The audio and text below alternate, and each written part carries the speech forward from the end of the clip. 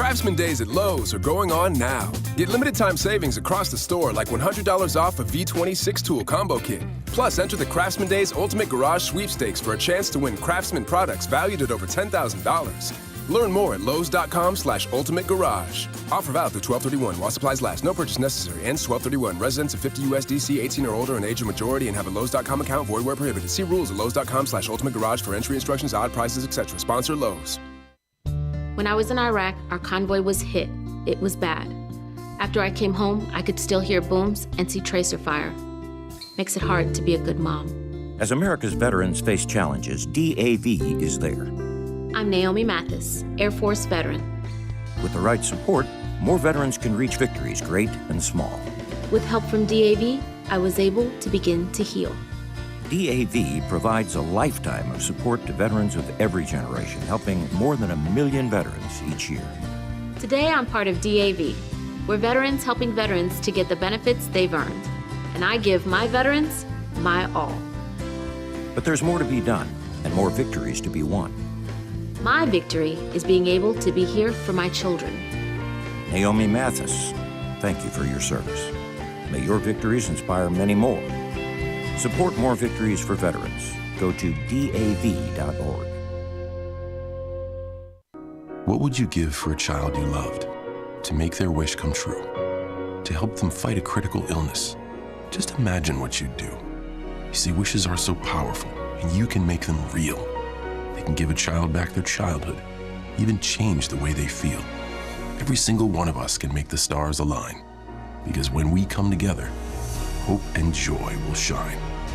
Wishes need stars like you. Visit Make-A-Wish at wish.org.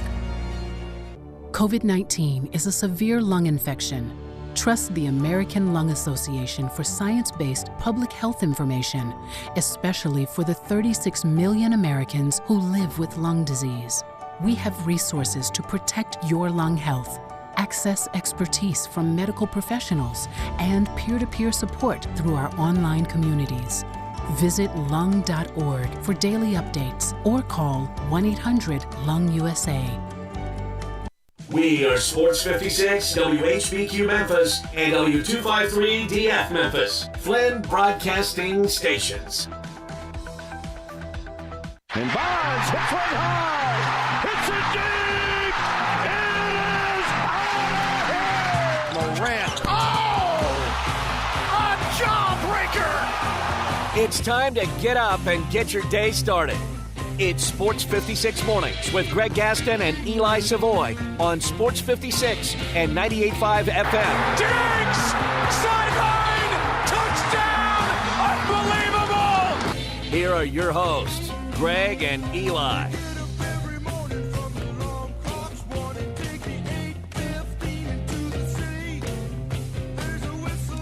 You know, Mondays are always busy because we're recapping everything that happened in the world of sports. But today, maybe one of the busiest Mondays I can remember because we got a lot to recap. We got a lot to look forward to coming up this week, including tonight, the Grizzlies back on the hardwood after playing in Detroit yesterday. They'll host a game against the Heat. In fact, they'll be home Monday, Wednesday, and Friday. Lots to get to on the program today. We welcome you in. Hope you had a great weekend.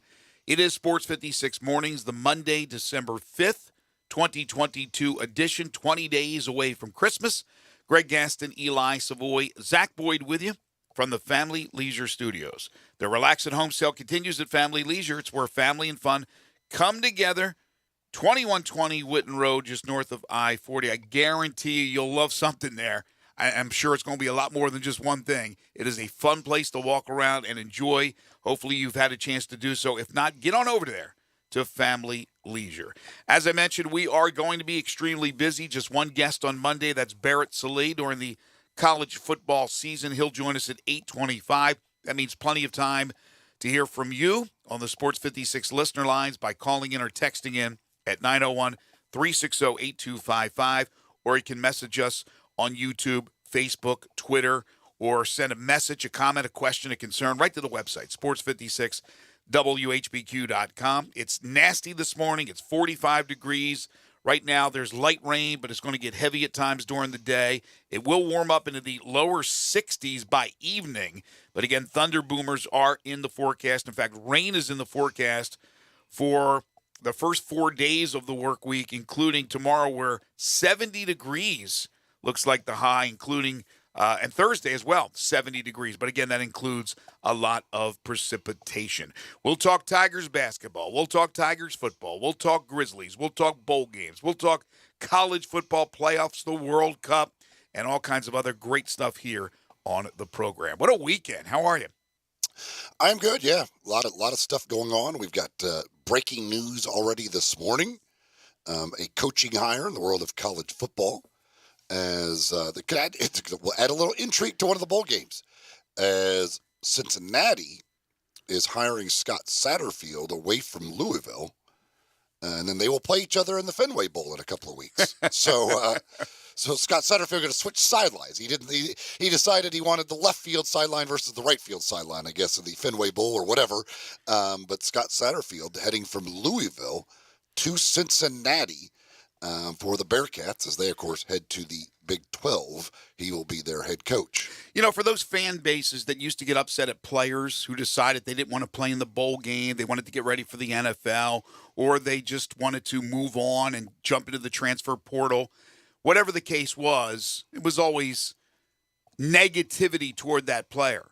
But we see these coaches, and unfortunately, there's no good time for it to happen.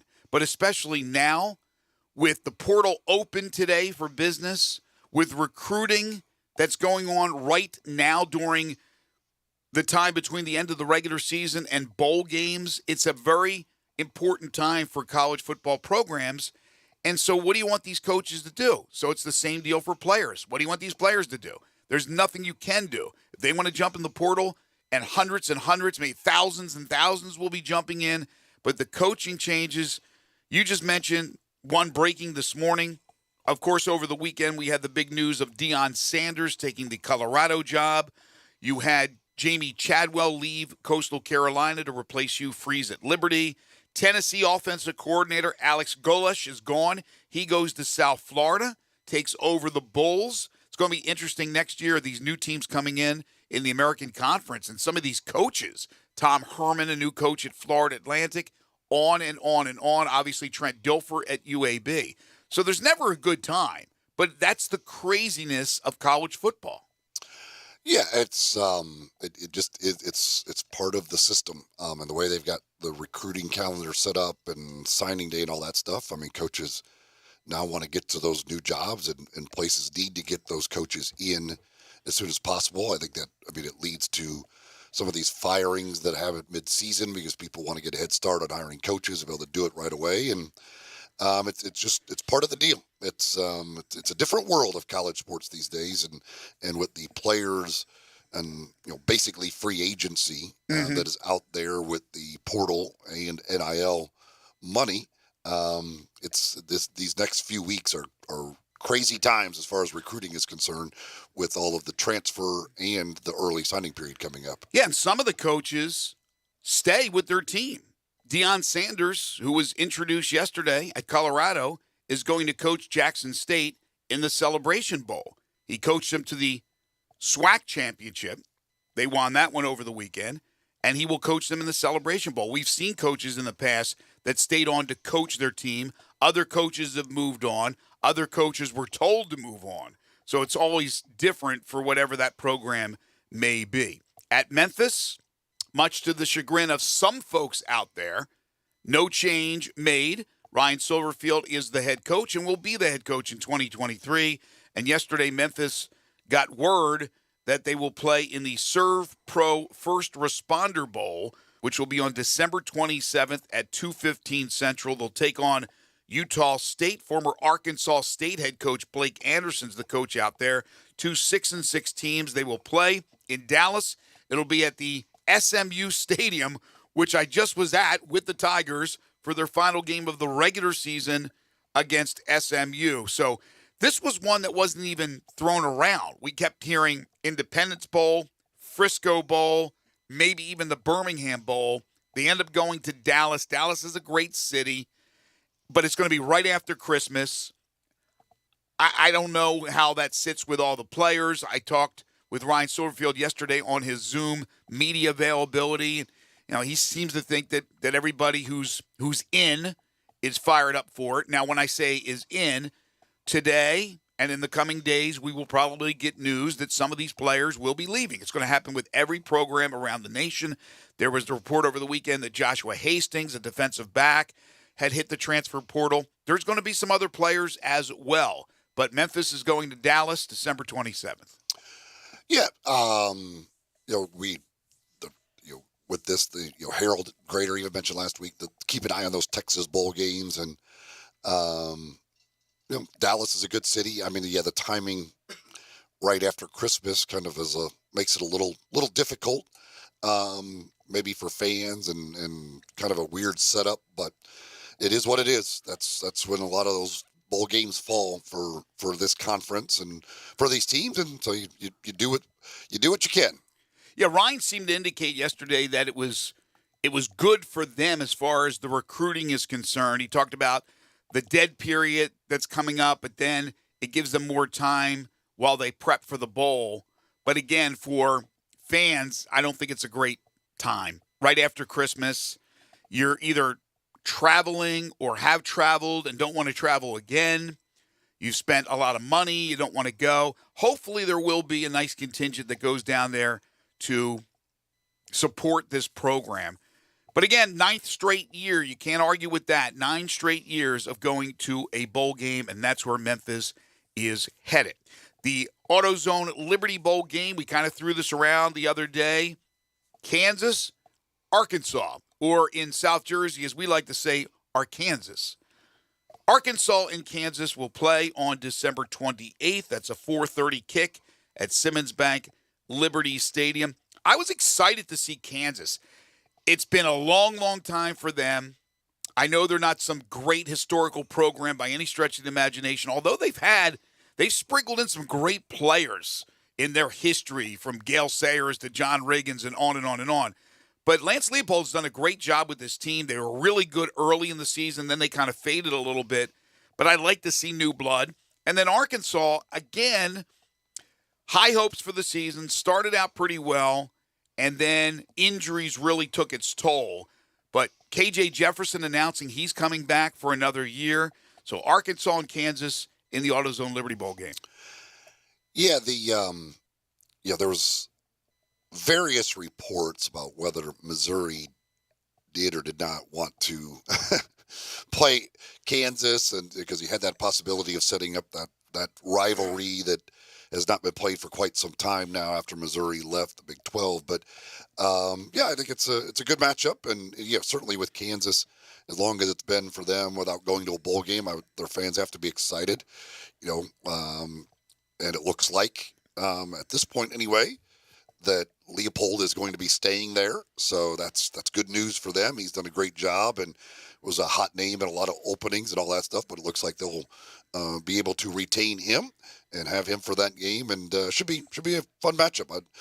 Arkansas, with KJ Jefferson coming back and everything else, certainly the injuries had a big toll on this year, but I think with Jefferson coming back, there will be some high expectations and excitement going into next year. In my humble opinion, I'd rather see Arkansas than Missouri any day of the week. So Arkansas and Kansas, I think that's a fun little matchup in the AutoZone Liberty Bowl game. As far as the playoffs are concerned, no surprises. With USC losing in the Pac-12 championship on Friday, we knew the door was ajar for Ohio State to walk right in, which is exactly what they did.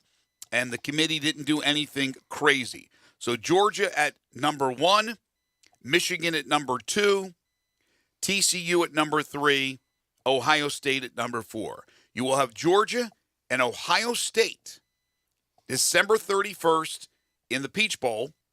So once again, Georgia gets to play in their backyard. And then Michigan and TCU December 31st in the Fiesta Bowl. That's your top 4. That's your 2 national semifinal games. Yeah, I mean, in the end, again, I mean, if you really wanted intrigue from conference championship game weekend, you didn't get it. I mean, once the game was over Friday night, it was pretty much done. It didn't matter what anybody did on Saturday. So if you're really into that, well, sorry, that's unfortunate. But this was the obvious right four teams once USC lost. Like, it just, it's hard to, really, it's impossible. I know Nick Saban over the weekend at the time, and Nick Saban's got to sell, like, hey, yeah, we belong, blah, blah, blah. He's got to come up with some reason why his team belongs. He's not just going to be, no, we don't belong. They should be the other four teams. So I get it. Like, if they're going to put him on TV and ask him, like, he's going to try and make some case, but it's just bottom line, like, they didn't have a case over any of these four teams. Yeah, there's nothing here that proves that there's a better team that was left out. Like, there's nothing that says Bama is a better team. All you can do is go by your record and your resume and pick the four most deserving teams. You're trying to get the four best, but that's, again, a question of your opinion. Who do you think the best is? You have to go by merit.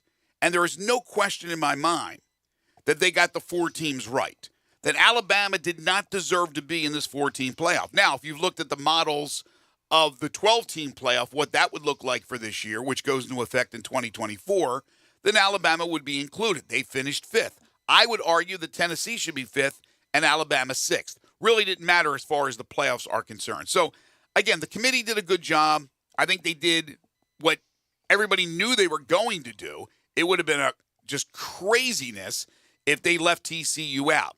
TCU, obviously, in the Big 12 championship game, loses to Kansas State, goes right down to the wire, and then some. They go into overtime, and I question the play calling down the stretch in overtime with Sonny Dykes, and all it left for Kansas State to do was kick a field goal. But even when they lost, I think most people believed that they were going to be in, especially that it was a close game.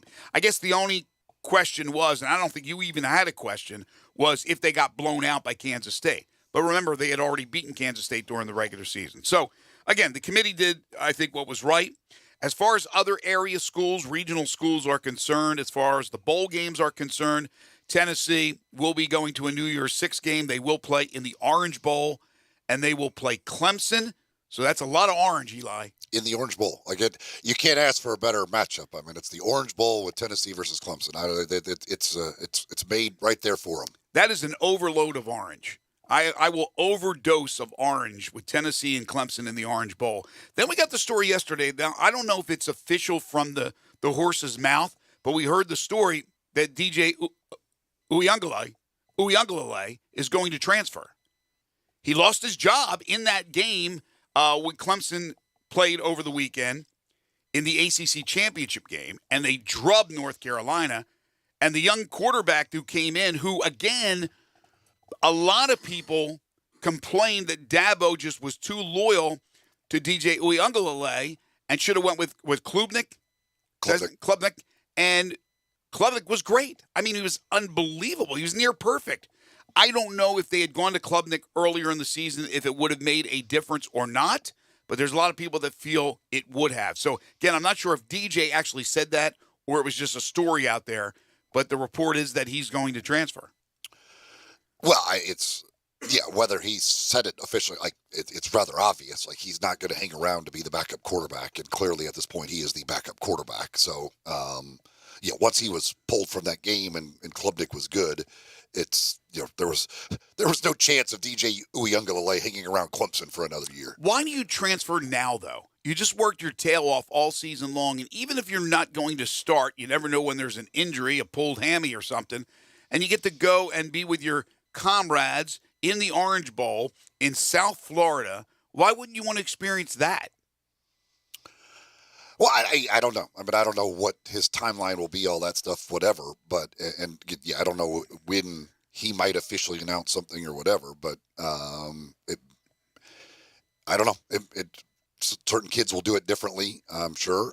But, maybe he just wants to get out of Dodge. He doesn't, if you kind of feel like you're the kind of the odd man out and kind of pushed aside, you don't maybe want to be around that team much anymore. That's true. And again, I don't know officially if that news came from him and that he will miss the Orange Bowl. But again, that's the report that's out there. Ole Miss will play Texas Tech in the Texas Bowl. Not a lot of orange there, but a lot of Texas there. Yeah, it's I know that the Ole Miss fans were hoping for one of the Florida Bowls, and that didn't happen. But to get down to Houston, NRG, which they played there, I don't know how many 2-3 years ago they played down there in a game.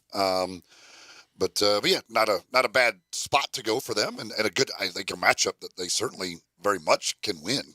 Seems like they've played Texas Tech a lot. Is that just me? I saw Brad Logan's tweet, friend of the show, and he was joking around. He said this is the 144th time they've met. I don't know. I can't really remember how many times they've played Texas Tech. It seems like they have. Mississippi State will take on Brett Bielema and the Illinois Illini in the Relia Quest Bowl. Where's that at? Is that one of those Orlando Bowls? I'm not sure which one that is, where that is. You talk about two opposite attacks offensively. Oh my gosh. That is a bit of differentiating there between one team who wants to do nothing really but run the ball if they could, and the other team wants to do nothing but throw the ball if they can. Yeah, ball control for Illinois. If they have the ball the bulk of the time, they'll win. If not, it's going to be Mississippi State in a runaway. We mentioned Arkansas, Kansas, of course, playing in Memphis at the AutoZone Liberty Bowl game. The Sugar Bowl, Alabama and Kansas State. So Alabama with what would be, I guess, deemed as a disappointing year because they didn't play. They're not going to play in the playoffs, and they're not going to win a national championship. So you look at the booby prize. They get to play in the Sugar Bowl. even when it's not so good, it's still great for Alabama, right?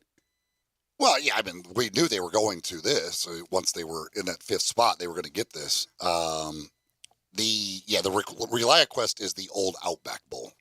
Oh, so it's Tampa. Yeah, so that's okay. Some of these sponsors anymore, man, it's like getting really confusing. I know. I smell a 10 in a row coming up soon. They needed to. They need to call it the Relia Quest Outback Bowl. Let Outback just stay on there as a sponsor for free, just so we know what the hell bowl we're talking about. No more bloomin' onions, or what? You got the choice, right? If the one team won, you got the bloomin' onions, or the other. What was the other thing? You remember, Zach? You remember it? It was the bloomin' onion, or was it a shrimp thing? Shrimp on the Barbie type thing? That you would dip in the sauce? I think it might have been a shrimp thing, but I know bloomin' onion was one of the choices. No longer. You get a Relia Quest, whatever that is. Yeah, I have no idea what the Relia Quest is. But there's a few of these I don't know what they are. What's that? It's in Tampa. No, I was asking about whether or not. Forget about it. Well, you asked earlier where is Oh, it yeah. located? He had looked it up. Thank you. Appreciate that.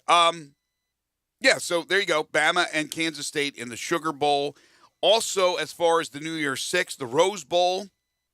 Do you always have to say the granddaddy of them all every time you say the Rose Bowl? Do you have to do that? Utah and Penn State. I think that might be a good game.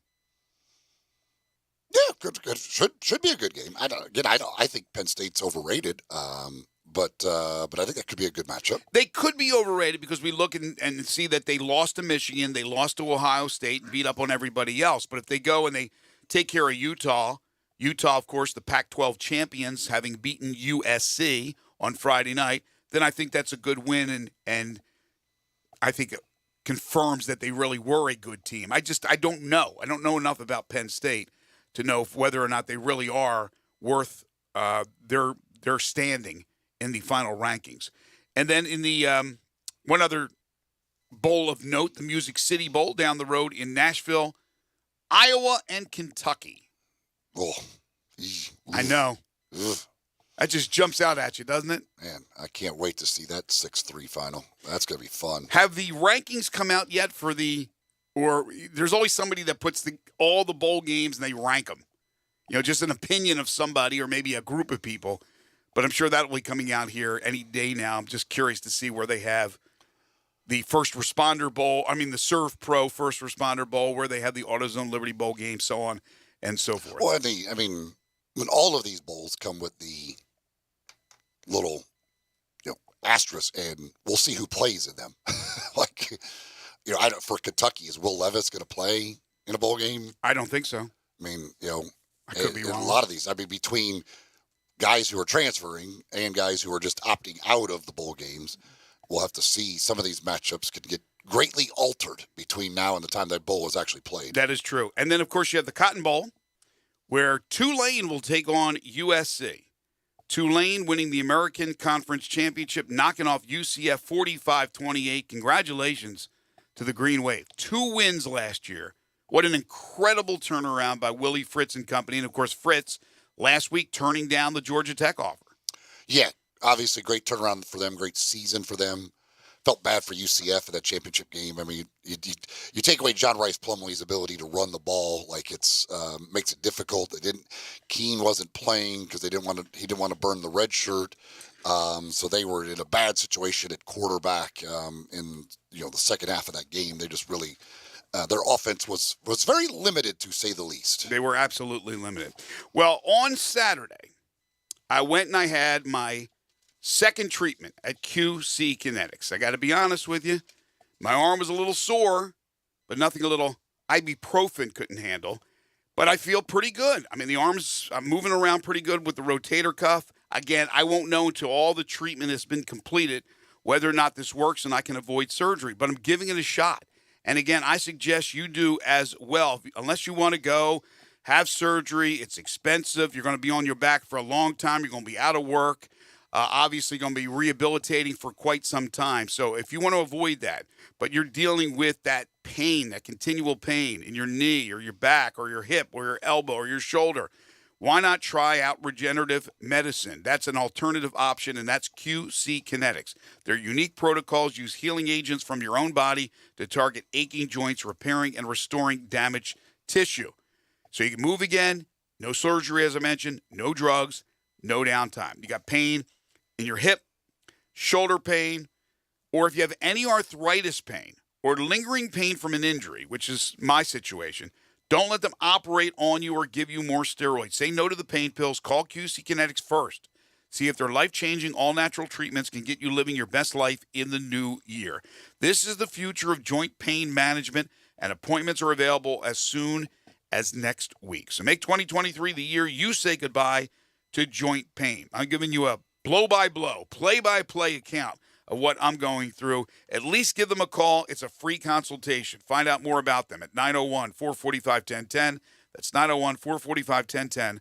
901-445-1010 for QC Kinetics. Plenty more college football to get to. Later on in the show, we'll talk NFL, but we got college hoops, a big win for the Tigers over Ole Miss on Saturday, and the Grizzlies on a roll. This is Sports 56 Mornings with Greg and Eli on Real Sports Talk, Sports 56 and 98.5 FM. Add a little fun to your lunch break. Join Johnny Radio for Sports 56 Happy Hour from 11 to 1 every weekday on Sports 56 and 98.5 FM. Add a little excitement to your sports watching experience by betting on all the action on FanDuel Sportsbook.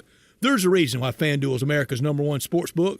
Their app is simple to use. They've got great odds on all different betting markets, unique, fun bet types like same-game parlay, and exclusive always-on promotions such as enhanced odds boosts on the biggest events to let you get more action out of every game day.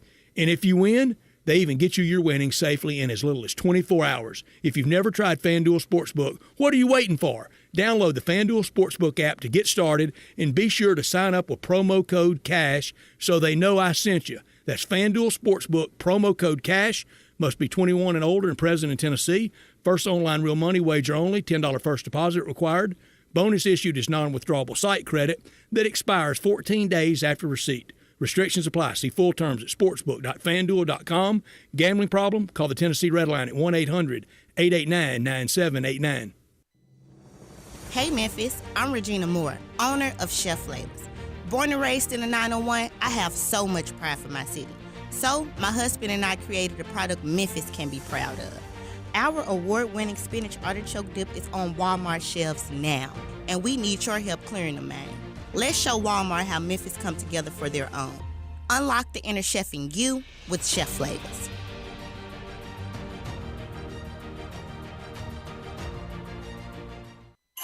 Hey friends, Bill Russell at Russell Brothers Fine Jewelers. You're probably thinking now about what to get that wonderful lady in your life for Christmas. And if you want something special, let me give you some advice. Special gifts do not come with a cord or a plug. The best gifts come in small boxes. Make her eyes sparkle, and those gifts are our strongest point at Russell Brothers. A beautiful diamond bracelet or perhaps a pair of stunning diamond studs could make you a real hero on Christmas morning. Maybe she's dropped some hints about a gold and diamond necklace, or you want to surprise her with a magnificent ring that says, I love you. Stunning gifts of jewelry come in so many different flavors, and we've got them all just waiting for you at Russell Brothers. We've been helping Memphis shoppers for 5 decades, and we would love to help you become a part of the Russell Brothers family.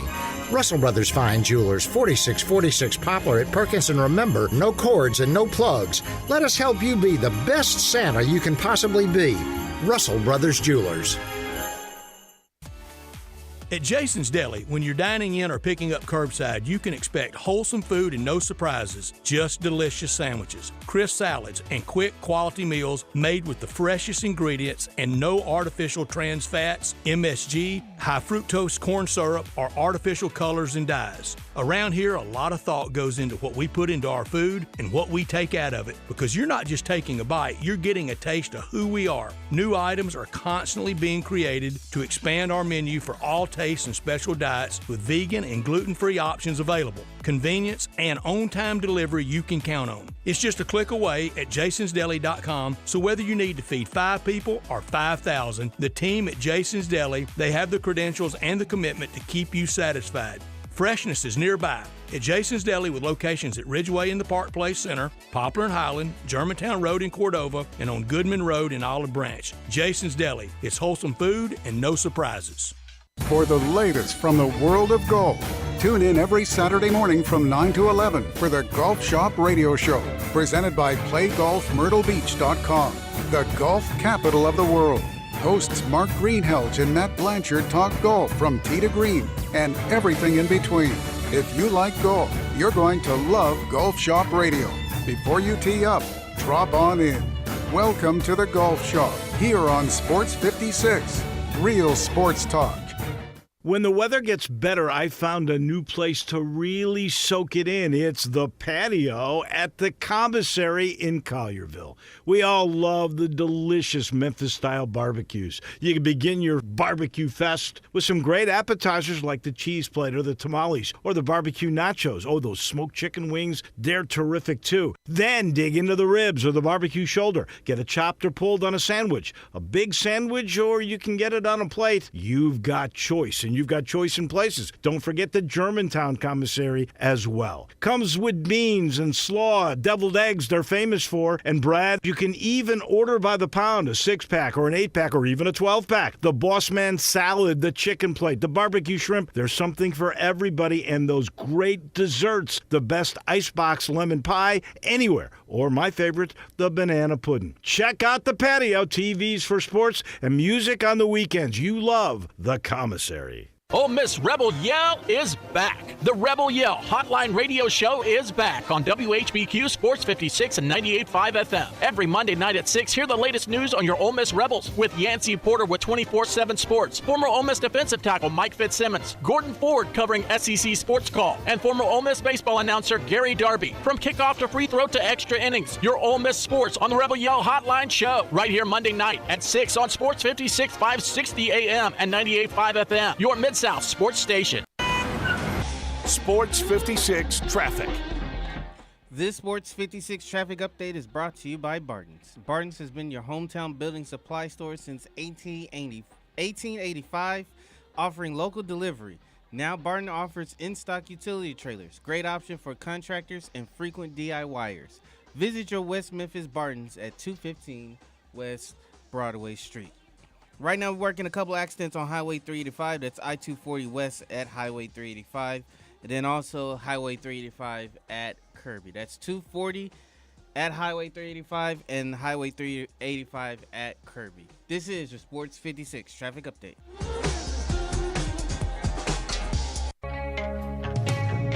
Now back to Sports 56 Mornings. Good morning on Sports 56 and 98.5 FM. Here once again, Greg Gaston and Eli Savoy. True text, it says was coconut shrimp was the other thing. Coconut shrimp, thank you. Yeah. Scotty on Twitter says, as long as nobody gets a mayo bath. Yeah, I think the Duke's Mayo Bowl did away with the mayo bath this year. I don't think they're going to do that anymore. Is Duke still a sponsor? Yeah, they're still the sponsor of the bowl game. Ooh, the mayo bath. That's where your Terrapins are, I believe. I think they're in the Mayo Bowl. That's right. That's right. The Terps are playing. They went on Twitter and asked for suggestions of what should they do. Oh, really? Yeah. What were some of those suggestions, I wonder? That I don't Probably remember. got a little nasty, I would imagine. Yeah, I know Shane Beamer got it last year, but I just can't imagine having just a big tub of mayonnaise poured over my head. Just dumped it's like a big thing of paste. Like, when you see that, I'm not even sure what could be worse than that. Honestly, that's about it. That's mayo over your head. Probably one of the would top the list. Raider Corey says we are in the transfer portal era. Just last week, it was mentioned on the show. Michigan quarterback announcing he was leaving. Guys want to play. It's an instant gratification generation. Everyone, including coaches, wants to do what's best for them in all walks of life. Yeah. Yeah, listen, it is when you give players the opportunity to leave without having to sit out the year, all of that stuff. There's NIL money out there to be had. They're gonna leave. This is what a lot of people wanted. The players to have the ability, like coaches, to leave and go to another place, to a better situation for them, and that's what we have. And it's going to be thousands. Today, we've already had a bunch, but today, now that it's officially portal open season, it's going to be a ton of guys that are going to be moving, and that's it. They're looking for a better situation. And then there are guys who feel that their situation is pretty darn good, and we just mentioned KJ Jefferson. Here's a guy who was injured a lot this past season. He likes the situation as Arkansas's quarterback. He wants his stock to rise for the NFL. He's going to come back. Michael Penix Jr. announcing he's coming back to Washington. I thought the Huskies were really good by the end of the year, the last quarter of the year. I thought they were a really good team. He had the numbers at Indiana. He had the numbers at Washington, but feels another year. And again, I'm not sure how Penix Jr., he's a little shorter guy, how he fares as far as the NFL, but he feels that another year could not only get him into a better situation for the NFL, but maybe even be a Heisman candidate going into next season. So good on those guys. But again, I'm fine with whatever decision you feel that you think is right for you and your career and your life and your family. Whatever you think is right, I'm for it. Another texter says, why has Silverfield not fired any coaches yet? Well, they got a bowl game to play. I don't think he wants to. I don't know what moves he might make or whatever, but I don't think they want to just go into the bowl game without any coaches. Right. This is not a head coaching move where you want to get a head coach in time for recruiting. With an assistant coach, I think you have more flexibility to make moves whenever you want to make moves. I mean, we've seen over the years moves that were made in the spring. A coach got a better offer and then left or what have you. But I still believe there will be some moves made. But you're right. They're getting ready now to go out on the road and recruit. And, I wouldn't be surprised if you could hear something. But more than likely, they don't want to do anything before they play the bowl game. They want to keep everything status quo. Although a lot of the players, not a lot, but some of the players will be moving on. In the championship games over the weekend, I'll spend just a few moments on this. We'll talk much more college football with Barrett Salee at 8:25. But there was, of course, 10 championship games between Friday and Saturday. There was one game that was decided by single digits, and that was that Kansas State TCU Big 12 championship game, which went to overtime. Every other game was pretty much a blowout win, whether it be Georgia over LSU winning by 20, Stetson Bennett 4 touchdown passes. How about that? And then they had that tone setter, the missed field goal that was returned 96 yards for the touchdown to start the game. Clemson, Bury, North Carolina, we talked about that. I mean, the Utah-USC game wasn't close. Utah just out-physical them 47-24. Michigan easily over Purdue, as we said, 43-22. And I gave you the 3-touchdown win right here on Friday with the Langer. UTSA, I said, would win by 3 touchdowns over North Texas. I finally got one right. 48-27, UTSA. Of course, both those schools will be moving into the American Conference. And there's more coaching news that happened yesterday. Seth Luttrell, that was the rumor that he would be fired as the North Texas head coach. They make the championship game. They lose. This was on Friday. He's canned yesterday. And the rumor continues to be that Justin Fuente, former Memphis and Virginia Tech head coach, could be the guy that replaces him at North Texas. And wouldn't that be something if he leads North Texas into the American Conference going up against Memphis? Yeah, it was supposed to be a done deal last year until Luttrell won the last, I think they won their last 5 games or whatever, to kind of save his job. But the thought was early last year when he was going to get fired that Fuente was going to be the guy. Now, Ren Baker has left to go to West Virginia, but I believe what I've heard, Justin Fuente already bought a house down there in the area. Like it was a done deal last year that he was going to be the North Texas head coach until Luttrell saved his job. So we'll see if that comes to fruition, even with Ren Baker gone. But I would say that there probably is now that it looks like, especially Neil Brown, looks like Red's going to keep Neil Brown at West Virginia for at least one more year. So right. I would say there's probably a pretty good chance that Fuente hire happens. Got news from our buddy Barrett Salee. He has all kinds of breaking news, as we've just talked about. The Satterfield news this morning, as he will go to Cincinnati to replace Luke Fickell. So because he's so tied up, he won't be able to join us here at 8:25, as he usually does on Monday. We'll get him back on the show next Monday. So it's more time to hear from you, whether it be on college football or other sports, as we make the transition from college football to college basketball. And Saturday night, nice crowd on hand at FedEx Forum as the Memphis Tigers beat the Ole Miss Rebels 68-57 for their 4th consecutive win. Both teams now at 6-2. It was a domination in the paint for Memphis. They used their superior size. They outscored Ole Miss 46-30. When you shoot 1 of 15 from 3, which the Tigers did, and still win by 11, you've done some good things. Not shooting from the outside, but you've done some good things, and they certainly did, mainly on the defensive side, as they hold Ole Miss to just 33% shooting. Yeah, this is this is kind of going to be the blueprint for Tiger basketball for a lot of games. Is they're going to win it on the defensive end, and they didn't shoot the ball well, but they did get off to the they it wasn't from 3-point range, but they shot the ball well early. I mean, the game was over essentially 12 minutes in, basically, when it was 30-8. There was that's too big of a hole for Ole Miss too big of a hole for them to dig out of. DeAndre Williams was fantastic, dominant. The Ole Miss had no answer. Ole Miss was without their best big man in Javius McKinnis. Not sure how much of a difference he would make, but he is at least a shot blocker and by far their most physical big man that they've got, who might have helped a little bit. But yeah, I mean, that first 12, 13 minutes of the game was just a dominating performance. Ole Miss could not do anything offensively against Memphis in that stretch. Alex Lomax got the Tigers off to a good start. They go 1 of 15. Kendrick Davis goes 4 of 18 for the game, and they still get a double-digit win. So, again, this defense is going to do this to a lot of teams. It's going to be it's tough to score against this Tigers defense. It is legit. The defense is legit. I thought Vegas was off their rocker when they said 7.5 for an opening line. Memphis is the favorite by 7.5. I thought Memphis would win the game. I thought it would come down to the wire. It was never in doubt. Memphis wire to wire, another wire to wire win. So Vegas, yeah, they know what they're talking about.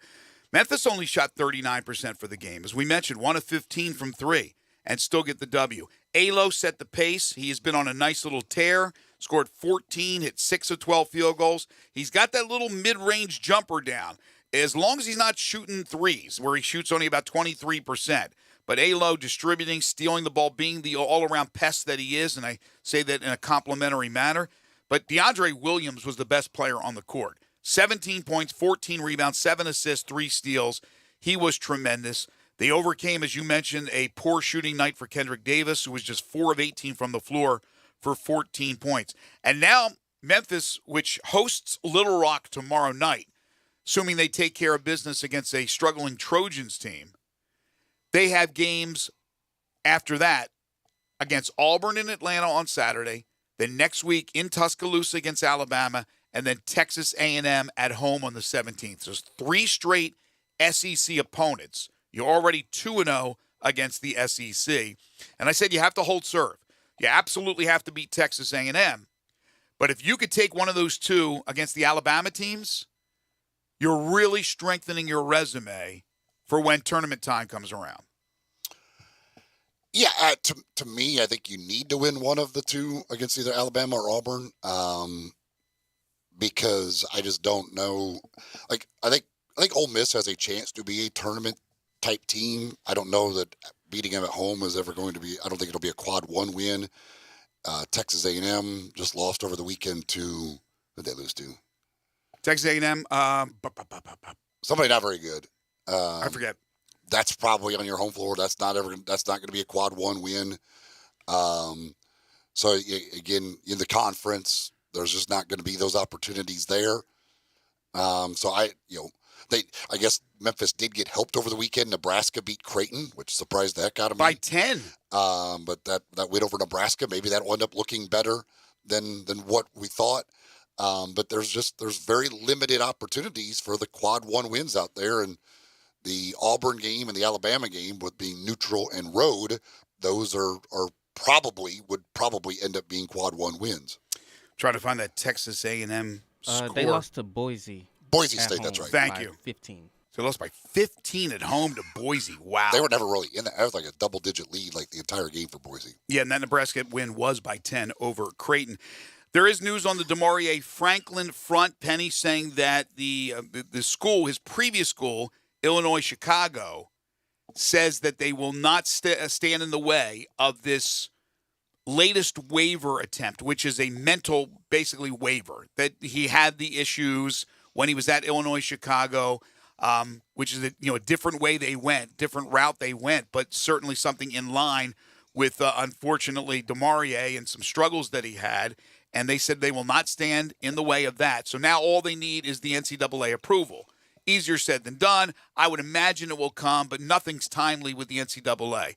So hopefully they'll get some news possibly in time for tomorrow, but more than likely in time for this 3-game stretch of the SEC opponents. And DeMaurier Franklin is a guy who can really help this team. He's obviously been a part of the team since he arrived in the summer. He just hasn't played in a game. He's practiced with the team, and a guy who can score the basketball, not a great shooter, good defensive player, and again, another body, not just a body, but another capable player.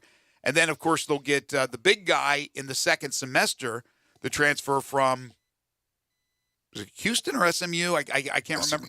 SMU. And they'll get him. That'll be another body. So things are falling into place as far as the Tigers are concerned. Well, certainly if they get Franklin, I mean, any scoring help is a good thing for this team. There's no doubt about that. They are up to 25th in the KenPom rankings now after the win over Ole Miss. And again, if you look at those rankings, you've got Auburn, who is at 34th, and you've got Alabama, who is at 13th right now. A&M, after that loss, they have fallen down to 58th in the KenPom rankings.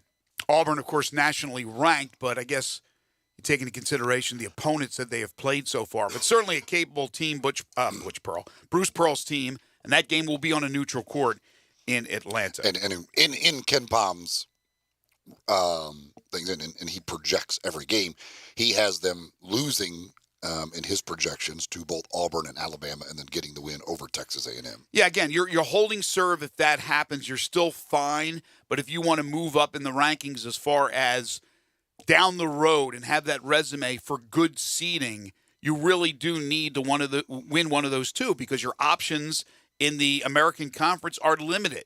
You steal one from Houston in their 2 meetings, that really helps your case for a better seed. And as long as you don't have this bevy of bad losses in the conference, I mean, you're going dancing once again. But where do you pick up the quality wins? Your only chance are these games coming up against the SEC opponents and then against Houston. We got some folks who want to talk Tigers basketball. We'll get to your calls when we return. Now is the perfect time to download FanDuel, America's #1 sportsbook, because right now new customers get a no-sweat first bet up to $1,000. That's free bets back if your first bet doesn't win.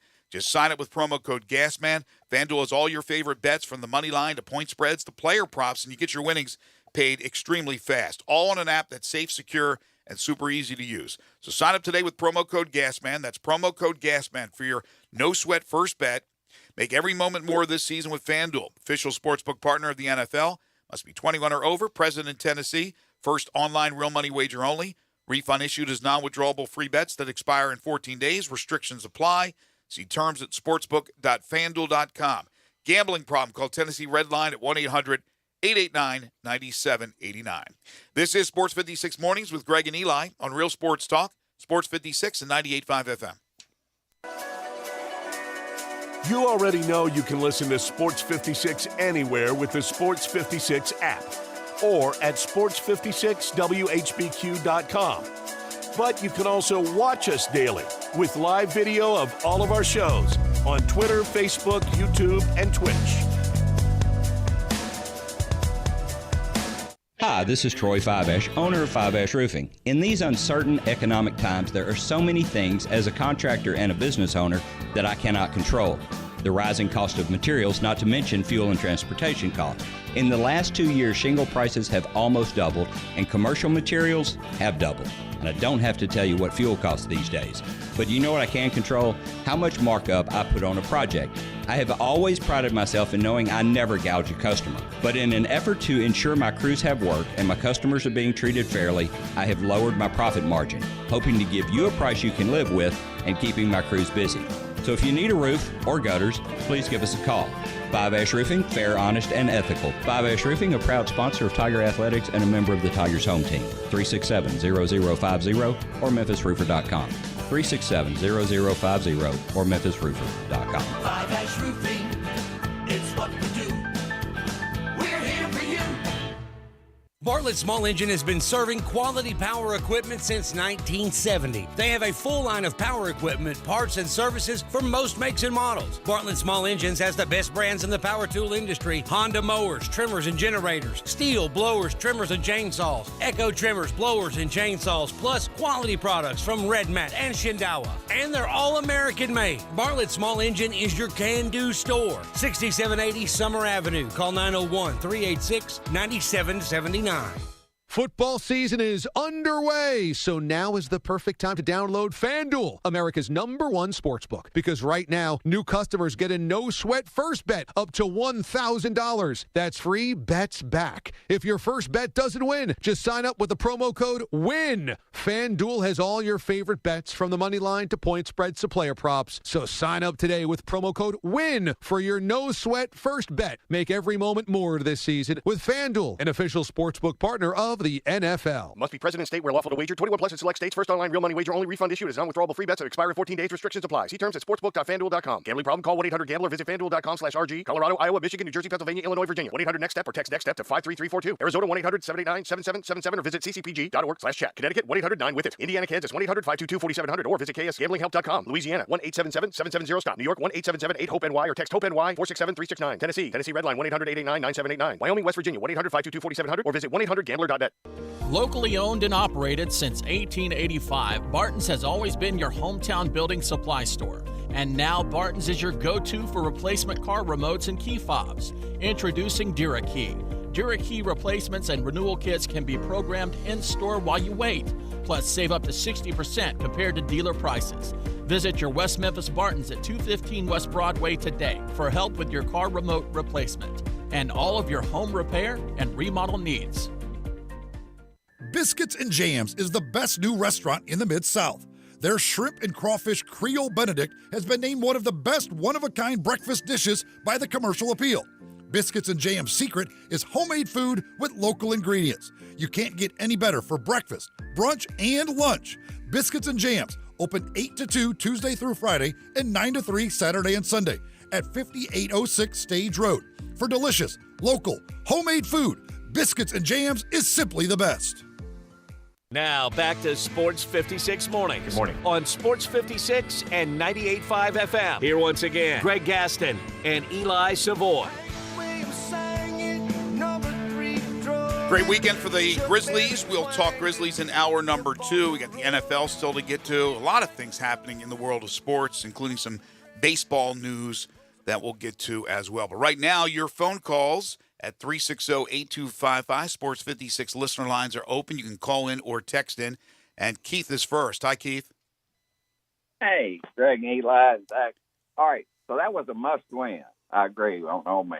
All right, so all the ALO haters, though, they may be eating a little crow. I mean, he's, I think, what's his name? The point guard Davis, Kendrick. Mm-hmm. I think he's taking a little pressure off ALO, and ALO's playing way better, I think, than he was without Kendrick. And the defense is probably the best defense that the Tigers have had in a long time. Mm-hmm. I agree. But they got to quit shooting so many threes. They are just horrible from the three-point line. I mean, just horrible. I mean, DeAndre Williams has changed. He's chilled a little, but I think it's helping his game. And Malcolm Dandridge he's strong. He's no joke down low. And they're tough down low. And the free throws were good. Turnovers are good. I mean, it looks bright right now. Thank you, Keith. Appreciate that. The chemistry is terrific. I think Penny believes it's the best as far as chemistry is concerned in the 5 years he's been at Memphis. He also feels they're the scrappiest team they have. When you have guys like Alo, who's a blue-collar player, and he's playing really, really well. KO hasn't played a ton of minutes, but when he gets in there, he blocks shots, he alters shots. They got a lot of guys who know their role. Chandler Lawson knows to get the rebounds, play tough defense, and he's occasionally scoring. The scoring has to come from Davis and from Williams mainly. But, yeah, I think everybody knows their role. There's no question that defense is terrific. Combined with Penny and Frank Haith, who is a defensive-minded coach, they have combined to put their brains together to come up with an amazing defensive scheme. I mean, listen, they've been fantastic defensively pretty much under Penny since he took over. I mean, they've year after year, they've been one of the top defensive teams in the nation. I mean, with the length and athleticism, that's something they've kind of hung their hat on, and they've been really good. A couple years ago, they were the number one defensive team in America. Last year, I don't remember where they ended up, but they were good defensively pretty much all year long. Once again, so yeah, they have been really good on the defensive end for the most part under Penny. But Penny will be the first one to tell you, and did in the press conference the other night, they got to be better offensively. They're winning right now, but will they be able to shoot 1 of 15 from 3 and beat Auburn, beat Alabama, beat A&M, even with great defense? Melvin is next. Hi, Melvin. Melvin, you there? Melvin, we'll put you on hold. Let's go to Tony. Hi, Tony. Good morning, guys. Morning. What's up, Tony? Hey, I got to say, them to win that game like that with Kendrick Davis basically having a bad game, I think is a really, really good thing. Alo looked superb. I mean, Alo's basketball IQ, people question this guy, but the way that he passes the ball and everything that he did the other night, and the last 4 games, he's been like spot on. Yes. He's been money in the bank for you, and which is a good thing. And I think that the shooting, they really hadn't been struggling that bad from 3-point. I think they've been shooting somewhere around 33, 34% from 3 till the other night. But that's possibly because, Davis was having a bad night. And, but the name of the game is just create more opportunities. With them rebounding like they were, turning teams over, not having unforced turnovers like they did in the past. I mean, they can whoop a lot of teams. In every game, the 2 games they lost, they were in those games. They shouldn't have lost the game to Seton Hall at all. Right. I mean, it was just a prayer shot that went out the backboard that went in. Hey, you slap the guy on the butt and say, "Hey, way to go," and you just move on. Don't linger about it. And this team hadn't done that. And I'm really proud of them. They shoot free throws well. That's always been a nemesis of Memphis teams of the past. So kudos to the team, and hey, go beat Auburn this week. But I know who they play Tuesday, Greg. They play Little Rock tomorrow night. Yeah, you got to whoop that team. Don't look ahead. Thank you, Tony. I hope you guys have a wonderful day. You too. Appreciate it, Tony. I think Melvin's with us now. Melvin, how are you? Yeah, how you guys doing? Good. Man, that bowl game could have come at the worst time because, like, my family, I got, my oldest niece, she lives in Dallas, so we visit there like 3 times a year and go to the basketball tournament. But we celebrating Christmas down there, but I'm leaving out that Sunday to fly back home, to be with my wife and her family. So, like you said, that trailer, I was like, man, that day could have been worse. Like, at least it Thursday or Friday, would have been better. Yeah, but before that game, I know, like, the offense is struggling, but 72 points, Houston averaging 75 points, and they played like 5 cream puffs. We only played like 1. So, those numbers might get better, but they're like 1 of 15. Man, that's rough. But, I mean, I think they said we might get some good news on the kid, even though he's not a great shooter. Cause, like I've been saying, like against one of these bad teams, I was thinking like Kendrick might take a game off, or cause I remember last year during the season after they beat us, he missed a couple of games for SMU last year. And I think I don't know if they lost 1 or 2 of those games, so they kind of hurt. Well, I think the one thing, Melvin, with the offense is, number one, they're getting to the free throw line and making free throws. And number two, they're not turning the ball over like they have done in the past couple of years. And that means each possession now becomes an opportunity to score the ball as opposed to giving it back to the other team.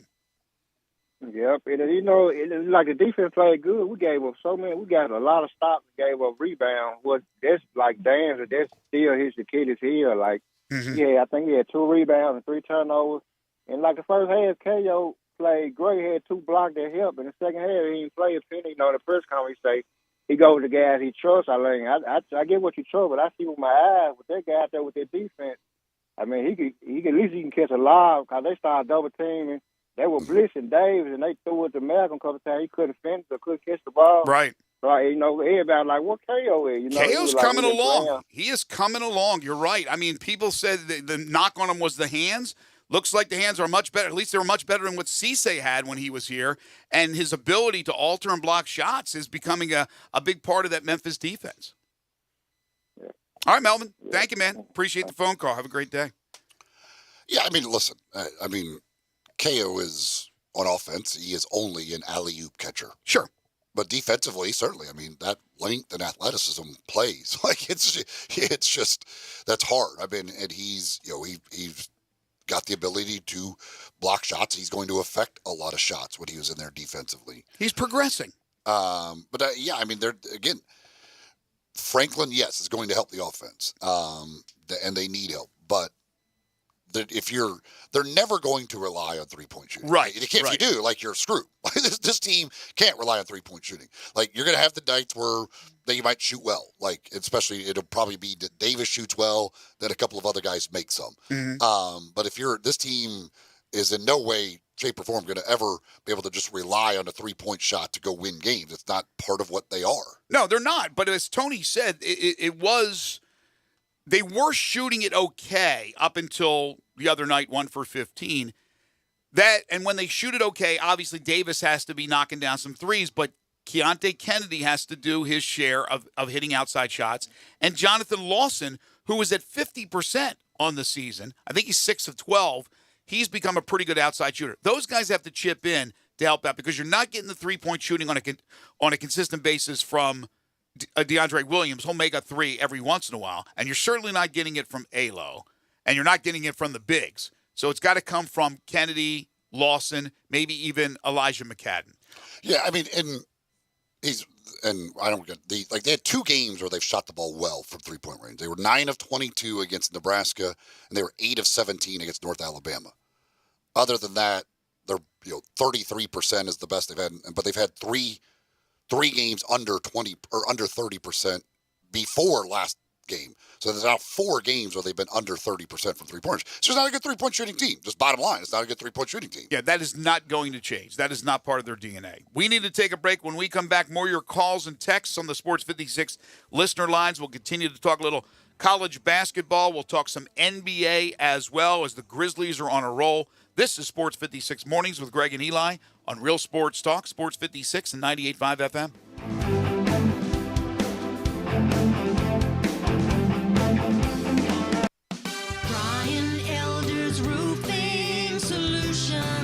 I'm Brian Elder. Depending on how long you've been around, you've likely known my name for 30 years. Perhaps for my 20 years as the morning show on Kix 106 as the Young and Elder Show, or my 15 years at Brian Elder Roofing. So obviously, my reputation means everything to me.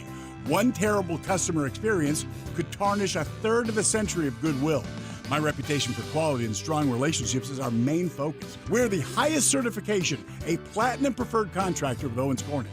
If you have a business or a commercial building, we're the highest certification for warranties with GAF and Mulehide products. We don't come at you in sales mode. If you got a problem, sometimes the solution is just to fix the problem. Call me right now. I'll come out and see you today. 867-0303 or BrianElderRoofing.com. Call 867-0303.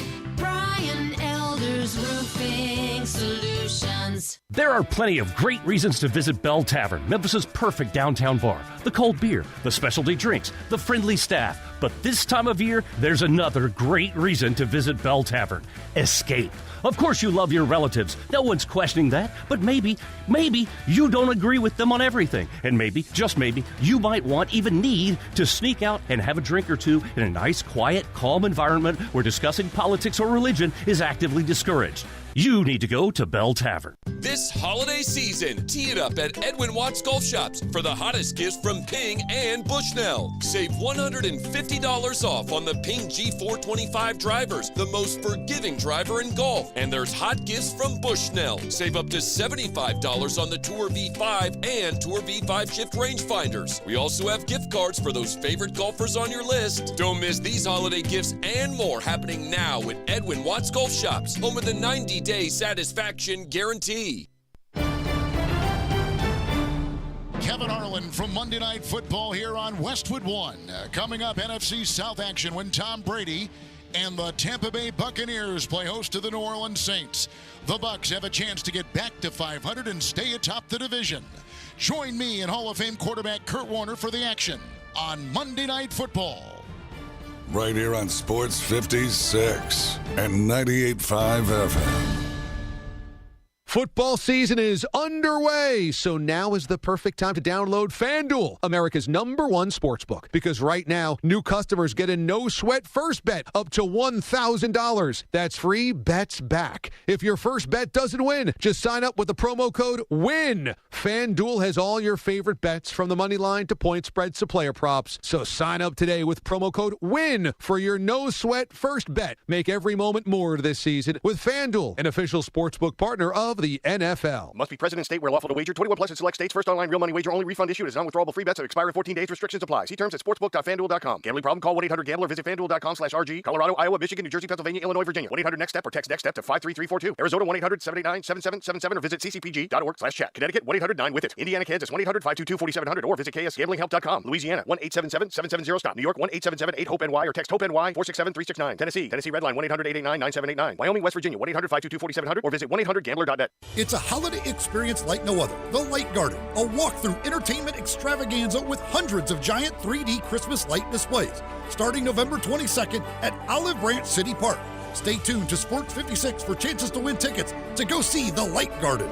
Ole Miss Rebel Yell is back. The Rebel Yell Hotline Radio Show is back on WHBQ Sports 56 and 98.5 FM. Every Monday night at 6, hear the latest news on your Ole Miss Rebels with Yancey Porter with 24/7 Sports, former Ole Miss defensive tackle Mike Fitzsimmons, Gordon Ford covering SEC Sports Call, and former Ole Miss baseball announcer Gary Darby. From kickoff to free throw to extra innings, your Ole Miss Sports on the Rebel Yell Hotline Show right here Monday night at 6 on Sports 56, 560 AM and 98.5 FM. Your Mid-South Sports Station. We are Sports 56, WHBQ Memphis, and W253 DF Memphis, Flynn Broadcasting Stations. Sports 56 traffic. Still working accident on Highway 385 at Kirby. We got a new accident on Highway 385. Also, that's on Riverdale. That's 385 at Riverdale. I-40 West at I-240. That's right past the flyover there. The left lane is blocked. And then Highway 64 West at Morning Sun.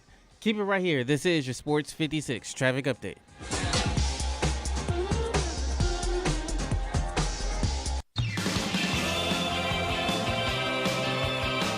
Now, back to Sports 56 Mornings. Isn't it a lovely morning? On Sports 56 and 98.5 FM. This hour brought to you by James Gaddis Jewelers. Here once again, Greg Gaston and Eli Savoy.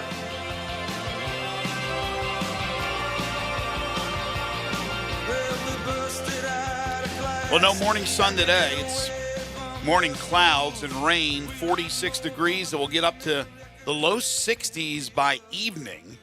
But we got thunderstorms in the forecast, and it looks like rain for the next 4 days off and on, although the temperature is getting up to around 70 starting tomorrow. But again, tonight it will warm up into the 60s. Today, a lot of rain as you get your new work week and school week started. Greg Gaston, Eli Savoy, Zach Boyd with you. Hour number 2 of Sports 56 Mornings on this Monday, December 5th, 2022. We are in the Family Leisure Studios where family and fun come together. Family Leisure, 2120 Whitten Road, just north of I-40. Second hour of the program is brought to you each and every day by our friends at James Gaddis Jewelers, and every Monday and Friday they bring you the Memphis Sports Fact. Did you know an estimated 20,000 runners participated in the St. Jude Memphis Marathon on Saturday? Congratulations to all the runners, all the folks from the area, and all the folks from outside the area, even outside the country, who came to Memphis. They helped raise $12 million for St. Jude Children's Research Hospital. The day's events included a marathon, a half marathon, a 10K, and a 5K. I drove 5 miles from my house to FedEx Forum. Did not run. I wish I was a runner to help out the cause, but a great job by over 20,000 runners. James Gaddis Jewelers, second hour sponsor of Sports 56 Mornings. 4900 Poplar between Mendenhall and St. Nick, and on the web at gaddisjewelers.com. Do yourself a favor. If you are looking for that special Christmas gift and you're looking for jewelry, make sure you go to James Gaddis Jewelers. They've been in that same East Memphis location for a quarter century. Before that, they were on Summer Avenue. They've been a part of the fabric of this community for a long, long time. James has all the credentials. He's a master jeweler. If you need something appraised, he's a certified appraiser. He's a diamondologist, and he's graded by the Gemologist Institute of America. They are full-service jewelers with 2-bench jewelers ready to serve you. If you need a resetting of your rock, you need a simple cleaning of your jewelry, they can take care of that for you. All their diamonds are independently graded and certified. They know there's a lot of competition out there, so they make sure they have a price point to suit everyone's budget.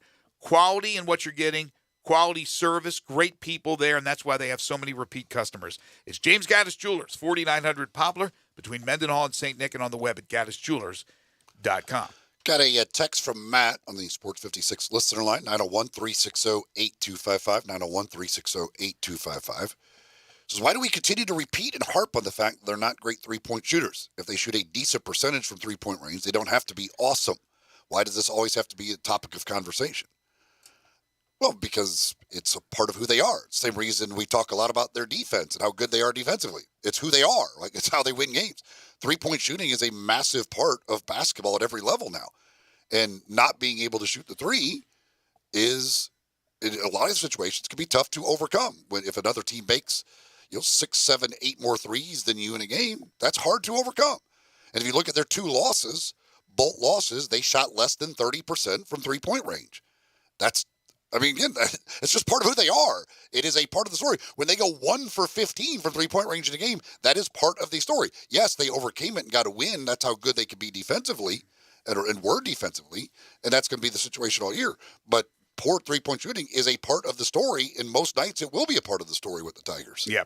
Elsewhere in college basketball, we got a weird story going on with North Carolina. Number 1 going into the season. They got all their players back from last year's team that lost in the national championship game to Kansas. They lost again over the weekend. They lost to Virginia Tech, 80-72. They are now 5-4 overall, 0-1 in the ACC. They came in ranked 18th. The new poll will come out today. There is a chance North Carolina can go from preseason number 1 to out of the poll on December 5th. Yeah, it's a little weird. I don't know what the issues are, but again, certainly you wouldn't expect them to lose 4 straight games. Now, they haven't been to bad teams. Indiana's really good. Alabama was one of those losses. Iowa State's a pretty good team. Virginia Tech's pretty good. So certainly doesn't. Now again, they weren't a great regular season team last year. They were not very good in the regular season. They turned it on, and they were able to put together the great tournament run. So I don't know what the situation is right now with them. Also, you had Baylor knock off Gonzaga 64-63 on Friday. Gonzaga now with 3 losses already this season. They are 5-3. And then Saturday, you had Houston knocking off St. Mary's 53-48, so they'll retain the number one spot in the country when the new poll comes out today. And yesterday in London, of all places, Kentucky over Michigan 73-69. Some of the highlights of college basketball over the weekend. And, of course, my Maryland Terrapins, undefeated, beat Illinois in the Big Ten. And Kevin Willard has done an outstanding job so far. But again, Memphis tomorrow night will host Little Rock, 7 o'clock. Little Rock coached by Darrell Walker, the former Arkansas Razorback great NBA guard. And one of the assistants on the staff is our good buddy Preston Laird, the former Memphis Tiger. Too smooth, says North Carolina may have to bring Roy Williams out of retirement. That team is too talented to be struggling the way they are. The thing is, like, if you look at some like their numbers, like they're on KenPom, they're 11th in the country on offense. They're 57th in defense. But still, I mean, that's, if you have the 11th best offense, 57th is not that bad defensively. But, obviously the Alabama game was 4 overtimes. But yeah, you would think that a team with that type of returning talent would not be going through 4-game losing streaks. But Jeff Borzello tweets out that if/when North Carolina falls out of the AP Top 25 today, it'll be the earliest by far that the preseason number one team has been unranked in the AP Top 25 era. 2019-20, Michigan State dropped out of the rankings in Week 15. This will be Week 5 for North Carolina. The Grizzlies back in action tonight. They'll have a busy week here in Memphis. A lot of home games. Tonight against the Heat, Wednesday against Oklahoma City. They'll play Detroit on Friday. Their last 2 games, Friday and Sunday over the weekend, were victorious. They knocked off the 76ers at home on Friday, 117-109. And then yesterday in Detroit, they knocked off the Pistons. Again, so there'll be 2 games with Detroit in less than a week. They beat the Pistons 122-112. So the Grizzlies sitting at 14-9. On Friday, Steven Adams filled the stat sheet with 9 points, 16 rebounds, 6 assists, 3 steals, and 3 blocks. Ja went for 28 points, 8 rebounds, and Triple J 22-9. Then they come back on the road on Sunday. Ja was absolutely crazy good, and he always is, but, I mean, especially yesterday. He had a third quarter in which he either scored or assisted on other points. He had 33 for the game, including a vicious end-to-end run, which culminated in this incredible tomahawk, 10 rebounds, 5 assists, and then Triple J and Dylan Brooks chipped in with 22. They didn't even have Steven 10 Adams. assists, 5 rebounds. I'm sorry, I got it backwards. 22 points for Triple J and Brooks, and they didn't have Steven Adams. They didn't need Steven Adams. Again, the Grizzlies playing some tremendous basketball without Desmond Bane, without Zaire Williams, as they go to 14-9. Yeah, right now, I mean, Ja's doing his thing. Jaren has been fantastic. Jaren has been consistently good. And then Dylan Brooks has been playing well here recently. And you start thinking, like, okay, when Desmond gets back, which hopefully that's going to be here soon,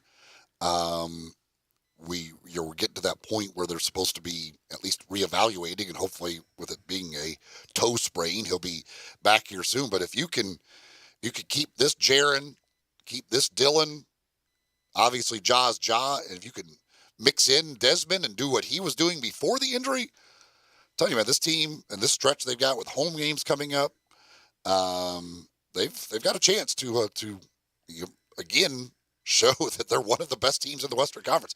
I mean, Jaren's been awesome, and if this Dylan has been playing under control. He's been great on the defensive end doing his thing, but on the offensive end, he has played under control. Yesterday, he kind of got hot from 3, so okay, go and shoot the 3s. That's fine. If you're going to get hot, start knocking them down, then you shoot the 3s. Don't have the 2 for 10 night. And that, to me, Dylan's been really good here recently. Well, the question going into the season was, how's it going to work out with Dylan when you have Desmond Bane, who's become one of the best sharpshooters in the league, and, of course, Ja's going to get his, and then Jaren Jackson Jr. So is Dylan going to force the issue? We've had a small sample size because Desmond Bane got hurt. I want to still see it to believe it, that he can play within himself when his numbers of shots will go down significantly when Bain is in there. Right now, he's playing very, very well. He's not going to even get as many shots as he's getting now when Desmond Bain comes in. So is he going to be okay with that? Defensively, he's obviously a stalwart. He's their best man-to-man perimeter defender. If you can have Brooks happy about 6, 7 shots a game, 8 shots a game, playing defense, and deferring to, obviously, Ja he does defer to now, but also deferring to Desmond Bain, then you got yourself a player. You don't have to worry about anything as far as all the talk about whether they'll move Dylan Brooks, what about the contract, all that stuff. But I want to see when Desmond comes back how he plays and how the offense flows, which obviously right now is flowing really well.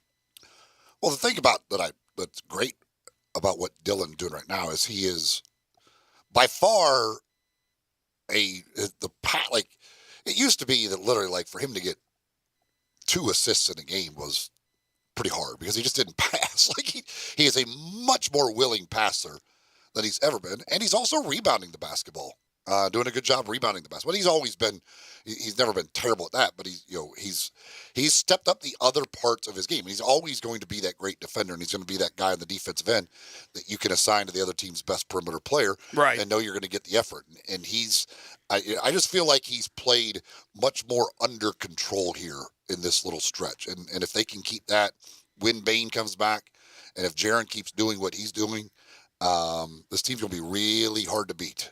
Grizzlies currently tied for 3rd in the West. Suns leading at 16-7. They were the number 1 seed last year. Pelicans at 15-8.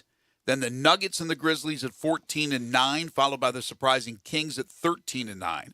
Warriors at 13-11. That's your 6 right now that would be in the playoff. I don't know how they figure it out with the tiebreaker because the Clippers and the Portland Trailblazers are also 13-11 like the Warriors are.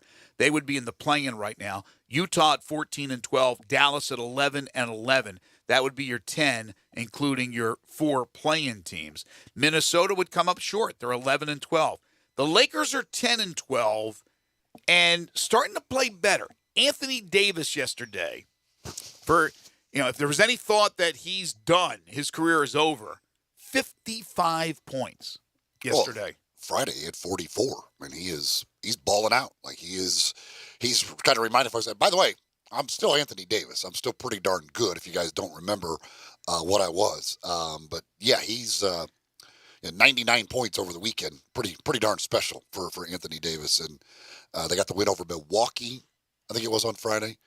So this is, I mean, they might be waking up and, well, granted, we'll see if Anthony Davis can stay healthy for a stretch. Mm-hmm. There's always that question mark. Easier said than done. But when he is healthy, he could still be special.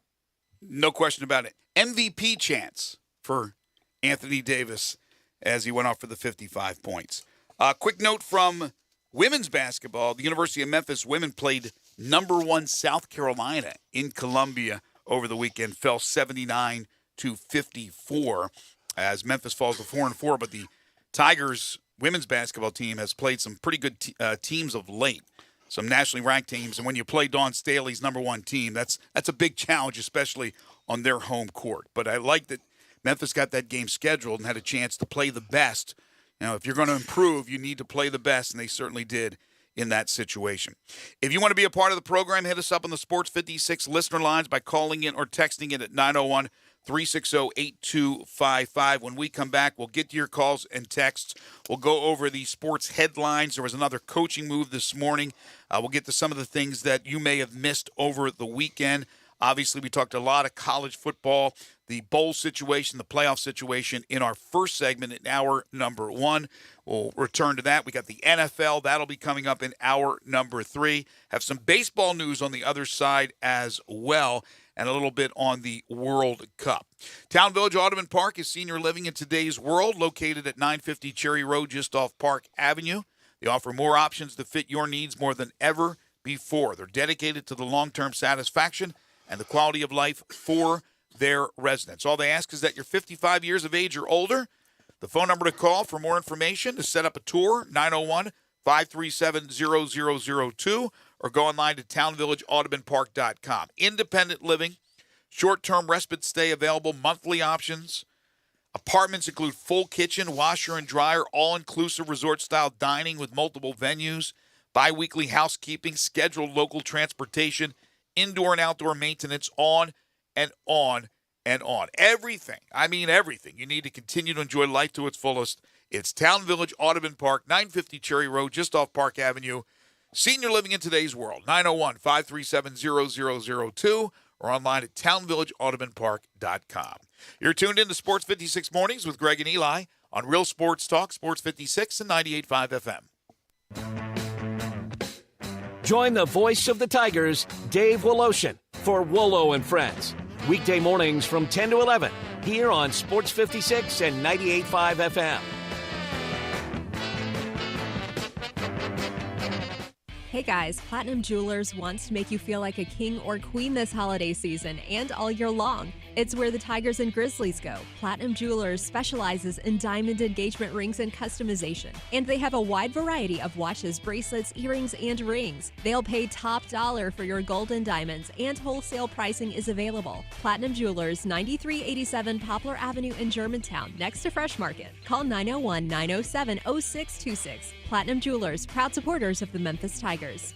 You don't have to go through yet another year with that knee pain or back pain. People with chronic joint pain are getting real lasting relief from QC Kinetics. QC Kinetics is the nation's leader in advanced regenerative medicine. Their unique protocols use healing agents from your own body to target aching joints, repairing and restoring damaged tissue, so you can move again with no surgery, no drugs, no downtime. Got shoulder pain, excruciating hip pain? If you have any arthritis pain or lingering pain from an injury, don't let them operate on you or give you more steroids, and say no to the pain pills. Call QC Kinetics and see if their life-changing, all-natural treatments can get you living your best life in the new year. I'm telling you, people are raving about these treatments. And appointments are available as soon as next week. Make 2023 the year you say goodbye to joint pain. Call QC Kinetics for a free consultation. 901-445-1010. 901-445-1010. That's 901-445-1010 for QC Kinetics. DeSoto Auto Sales specializes in late model cars with low mileage. They have the highest standards in the car industry. All of their cars are test-driven, checked out from head to toe, unlimited inventory, every make and model. And if it's not on the lot, they'll find it for you. Walk in the door of DeSoto Auto Sales, 5704 Goodman Road. Within 45 minutes, you can test your car, get credit approval, and finish paperwork within an hour. No shortcuts at DeSoto Auto Sales. Kind, courteous employees, a down-home environment. DeSoto Auto Sales cares about your time. Lowest prices in a 350-mile radius. We're living in a world today where time does matter. Visit them online. Check out their referrals. DeSotoAutosales.com. Very proud to serve DeSoto County and other surrounding areas. DeSoto Auto Sales, 5704 Goodman Road. Call 662-890-7184. 662-890-7184. Come on down to DeSoto Auto Sales. Biscuits and Jams is the best new restaurant in the Mid-South. Their shrimp and crawfish Creole Benedict has been named one of the best one-of-a-kind breakfast dishes by the Commercial Appeal. Biscuits and Jam's secret is homemade food with local ingredients. You can't get any better for breakfast, brunch, and lunch. Biscuits and Jams, open 8 to 2 Tuesday through Friday and 9 to 3 Saturday and Sunday at 5806 Stage Road. For delicious, local, homemade food, Biscuits and Jams is simply the best. Sports 56 traffic. It's a wet one out there. We're still working accidents on Highway 385 at Kirby and Highway 64 West at Morning Sun. So just take it easy out on the roadways. Give yourself some time and some distance with the cars in front of you and around you. This is your Sports 56 traffic update. Now back to Sports 56 Mornings on Sports 56 and 98.5 FM. This hour is brought to you by James Gaddis Jewelers. Diamonds are forever. Woo! Here once again, Greg Gaston and Eli Savoy.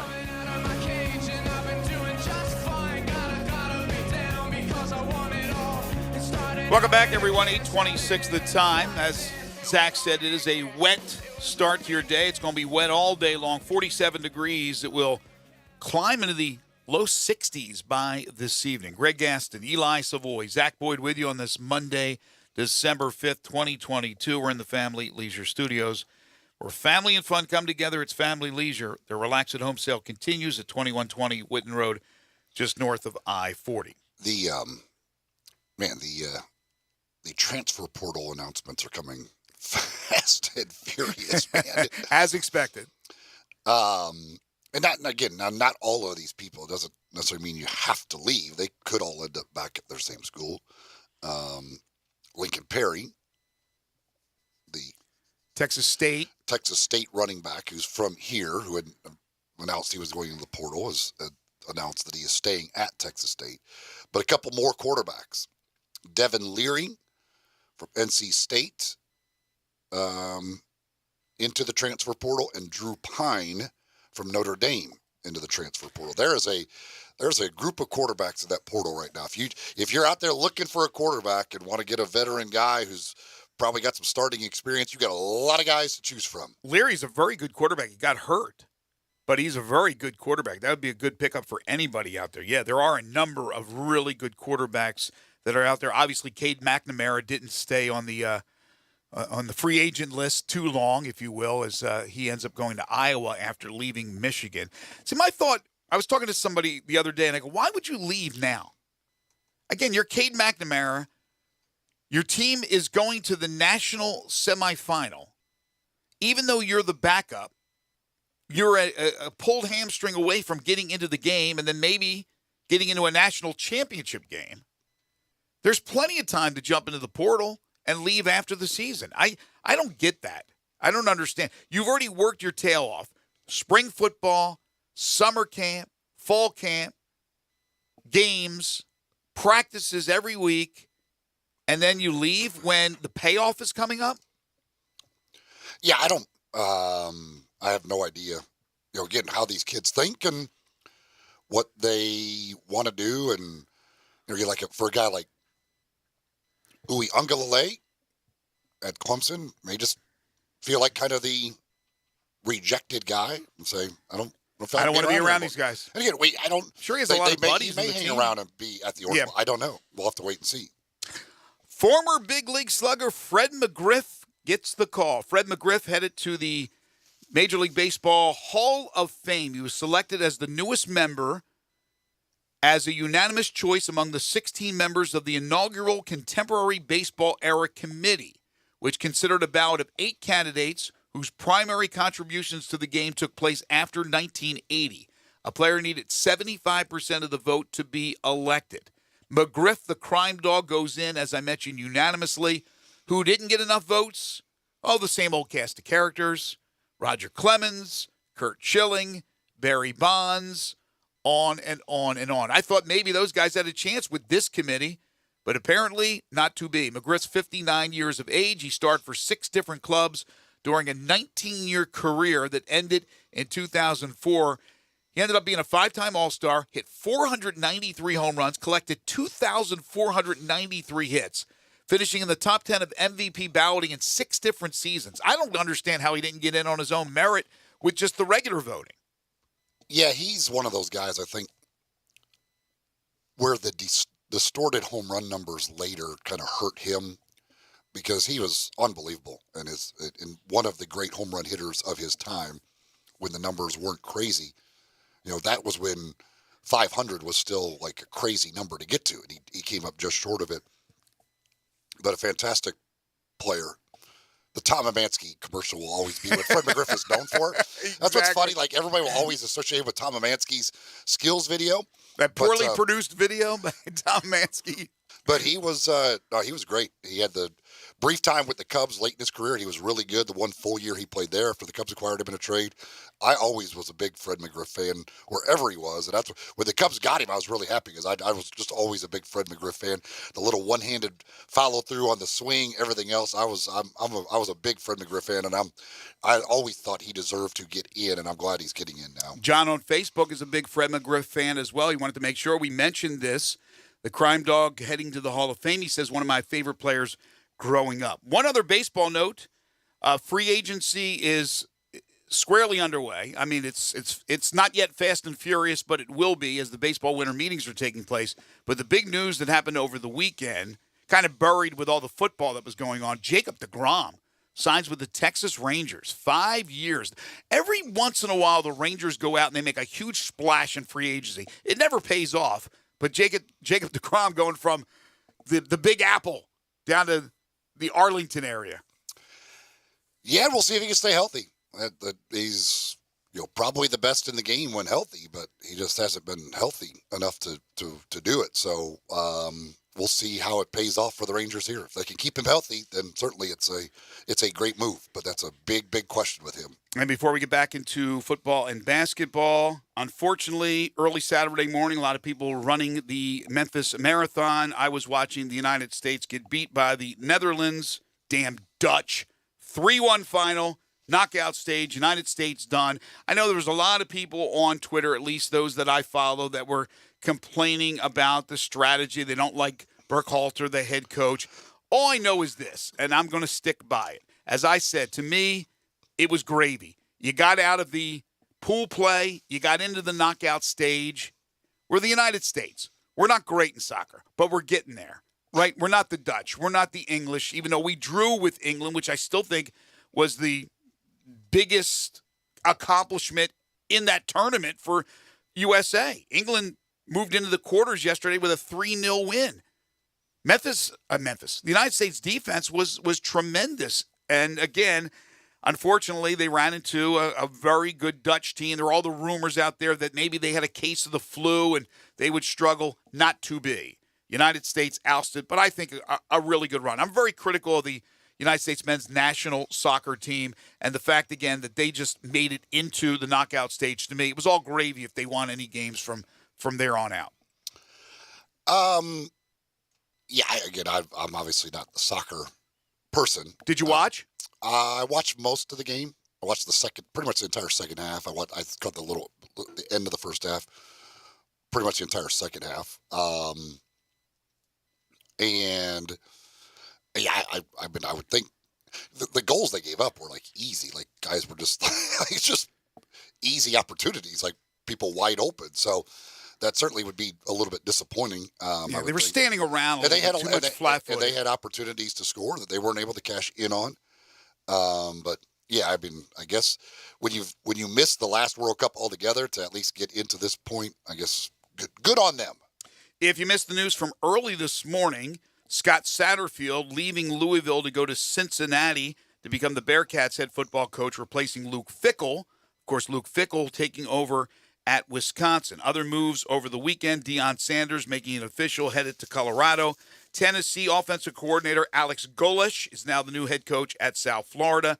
Seth Luttrell fired by North Texas. Will Justin Fuente replace him? That is a possibility. And Jamie Chadwell goes from Coastal Carolina to Liberty. He replaces Hugh Freeze, who took over at Auburn. What did you think of the Deion Sanders video in front of the players, what he had to say about the kind of their futures? It's Deion. He's going to be blunt.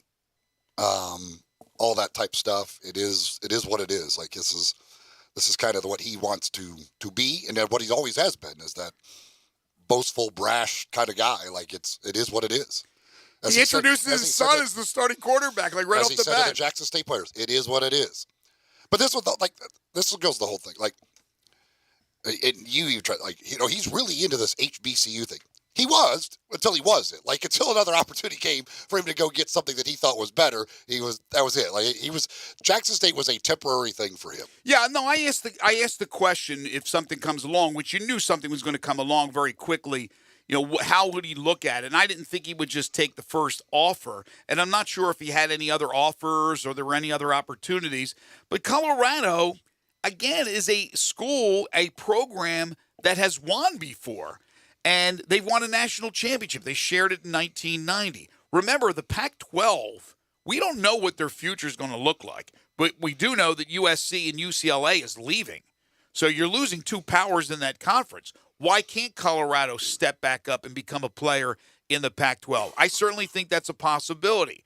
With Prime, yeah, it was only a matter of time. I think most people realize that. But I had a discussion with a young woman over the weekend. She was upset. I mean, she didn't get it. She didn't understand why he left. And again, he helped put the spotlight on HBCU, but also he helped put the spotlight singularly on Jackson State. He's already stomping for an assistant coach to get the job, but the assistant coach is a no-name. Now, is it possible to go out and get another name if you're Jackson State? Because you feel that if you don't, the attention will go away, and it will go away. Is Deion Sanders one of those kind of meteors that just zips by you and you get him for a little bit and that's it? Or can you find another former player that wants to coach at that level and keep the spotlight on Jackson State? It's very hard to do, but nobody should have an issue with Deion Sanders for taking this job. He doesn't owe anybody anything. I thought he did a great job while he was there, and now gets an opportunity to move on, go to a Power 5 school. Yeah, it's almost like they treated him like he's the president of the university almost. Because I mean, that's pretty much all my entire timeline was just filled with, like, it's like, yeah, like he would definitely do it against his own. It was like, so criticism. There was a lot of criticism. Yeah, like white, I'm reading their tweets. I'm like, yeah, white coaches do it all the time with their programs. Even the ones that are most beloved at their programs when they went to school there, they all left for better jobs. Yeah. I think there was a lot of people that just thought he was like just all in on this whole HBCU thing, and it wasn't like about the job. Because with Deion, you're like, well, it's not about money. Like, what the heck? He doesn't need money. Right. I think people really thought it was just all about, like, I'm in on HBCUs, bringing attention to this, everything else. And the bottom line is, he's in the coaching profession. Like, once you get into that, you're going to go for the better job. And this is a way better job. And that's why everybody always said, oh, he's really into these HBCUs. I'm like, until he's not. Like, until a better opportunity comes along. And that's fine. Like, that's great. Like, he did a lot of good for Jackson State while he was there. Now he got a better opportunity, and he's gone. You can't even win a national championship at Jackson State in 1AA because they don't participate in the 1AA playoffs. Instead, they play the MEAC winner with their SWAC winner in the Celebration Bowl. I was wondering that the other day. Why aren't they in the 1AA playoffs? Because they play in the bowl game, which I guess is more financially rewarding for them. So you can't even win a national championship in 1AA. Now he has a chance to win a national championship down the road. I know it will be hard, but he can do it at 1A. But again, yeah, I think that, I don't know, I can't speak for the black race, but it seemed like they looked at him as like kind of the savior and he was going to change everything. Well, he did for a while. He certainly put attention on HBCUs and on Jackson State particularly. But come on, he's a human being. If you get a better offer, you're taking the better offer. I guarantee you everybody that works at Jackson State, if they got an offer to make a lot more money somewhere at another school that was outside of the HBCU, they would do it as well. So the criticism is unwarranted, in my opinion. My thing is, the bigger question with Deion leaving Jackson State is, what will Jackson State and the SWAC and the MEAC, what are they going to do about it? Because at this point, like, yeah, you can at some point you can land a Deion, and it's going to be great. You're going to have all the exposure, but what are you going to do when they leave your program? Are you going to elevate your program? Yep. Are you going to elevate the university? Are you going to say, look, we want to play with the big boys? The short answer, we don't want to lose our head coach. The short answer is no.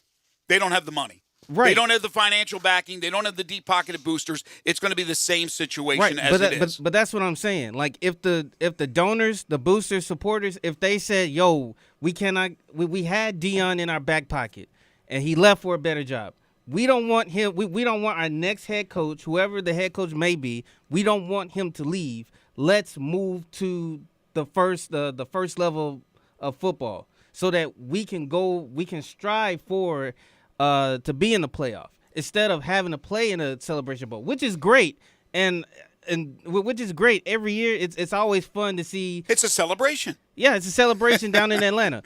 But it's at some point you got to think bigger. You got to push this forward. Yes. Like, you can't just say, well, I mean, like Deion was for us. Like, and he brought this attention. He brought this exposure. Elevated the program in itself, put in the finances for it as well. Like, you got to think bigger. You got to push this Well, thing forward. you're right in everything. He created momentum. You're right in Now everything you said. But hey, you talk about momentum. Go back to the Memphis situation, right? There are folks that say, well, the momentum not only stopped, but it's gone backwards, and there should be a change and things of that nature. And then obviously you had Laird come out with the email to support Ryan, that he feels Ryan is the guy. Well, again, everything Zach said is absolutely right. But do I see it happening? No, because I think they were backing the program because it was Dion. Dion's coming out there and asking you for your dollars. You kindly give it to Dion for that program. Do you do it for some guy named Jim Smith? I don't know if you do so. So in fact, I would doubt that you do so. Prime time is going to bring that to wherever he goes, and I don't know if there's another prime time out there to find, but you need to do that. It's just like, again, the long line of Memphis coaches, you need to continue the momentum. This is not Alabama. This isn't Ohio State. The first net rankings of the year are out in college basketball. We'll tell you where the Tigers fall in those net rankings and where some of these upcoming opponents fall as well, as you look at the possibilities of trying to pick up some quad one resume building wins when we come back. East Coast Wings and Grill with all the action over the weekend. I know there was a lot of people up there watching the conference championship games. Of course, this week, all kinds of basketball action. Now, every day pretty much at FedEx Forum there's a game, but if you're not going to the games or not going to all those games, well, maybe you want to go check them out at East Coast Wings and Grill. Great place to watch all of the action with all the TVs that they've got to watch the games on while enjoying some great food, great drinks, and a great atmosphere as well. Located just off Highway 64 between Lowe's and Walmart, 60 different flavors of wings to choose from, plus 3:30 to 6, Monday through Friday. Well, that is happy hour with 2-for-1 beers, plus other drink and food specials during that time. 24 draft beers on tap, including many of the local beers. Today being Monday, 65-cent boneless wings all day long. That's every Monday, 65-cent boneless wings all day long. And right now, they're doing a little toy drive as well. You bring in a toy to donate to the toy drive, and you'll get 5 free wings with the purchase of an entree. It's East Coast Wings and Grill, just off Highway 64, Kate Hyde Boulevard, right between Lowe's and Walmart. Go check them out. I mentioned to you before the show, I met Tim on Saturday. Yes, at the game. Tim is the owner of East Coast Wings and Grill. Great guy. Great people all over the place at East Coast Wings. Real nice guy. He didn't have anything good to say about you, but real nice guy. We will take a quick break. This is Sports 56 Mornings with Greg and Eli on Real Sports Talk, Sports 56 and 98.5 FM. Broadcasting from the Family Leisure Studio, we are Sports 56 and 98.5 FM. Welcome to Triumph Auto Sales, where you'll have a great car buying experience. Triumph Auto Sales is your #1 source of quality pre-owned vehicles ranging from lease returns to new car trades, all at huge savings. Plus, Triumph has a full array of financing options to meet your needs. Find your next car online at triumphautosales.com or stop in today at 4875 Elmore Road. Triumph Auto Sales will help you get the vehicle you want at the price you need and the service you deserve. For a great car and a great experience from a local and family-owned business, visit Triumph Auto Sales. When you think about insurance and you want great value without sacrificing great service, I want you to think one place: the Eflin Insurance and the entire Eflin Insurance team. Matt and his group of professionals will access 10 leading companies to find the right home and auto program that fits your budget and your absolute needs. The Eflin Insurance team, the number 386-GER, 386-4777. Brian Elder's Roofing Solutions. I'm Brian Elder. Depending on how long you've been around, you've likely known my name for 30 years. Perhaps for my 20 years as the morning show on Kix 106 as the Young and Elder Show, or my 15 years at Brian Elder Roofing. So obviously, my reputation means everything to me. One terrible customer experience could tarnish a third of a century of goodwill. My reputation for quality and strong relationships is our main focus. We're the highest certification, a platinum preferred contractor with Owens Corning.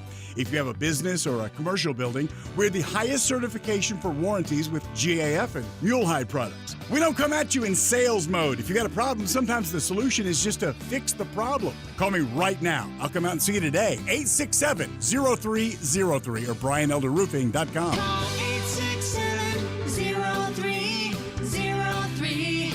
Brian Elder's Roofing Solutions. I'm with John Burgos from the world-famous Rendezvous in the Alley since 1948. Brett, I want to talk about our seasoning and sauce today. Our sauce is a great blend of sweet, mustard, and vinegar. It's good on so many items other than barbecue. It's good on pizza. People use it in lieu of ketchup. But our seasoning is the original dry rub, created by my father using a mixture of Greek and Cajun spices. People think our sauce and seasoning are good just during the grilling season. Nothing could be further from the truth. It's good year-round. Our seasoning is good on fish, chicken, deviled eggs, corn on the cob, French fries. People even put a dash in a Bloody Mary. To get a complete list of all of our recipes using our products, go to hogsfly.com, click recipes, and you'll see 50 wonderful items and dishes. And Brett, our sauce and seasoning is available at most grocery stores, and if they don't have it, please remind your grocer to stock it. And our slaw is also available at most Kroger stores. Thank you, John.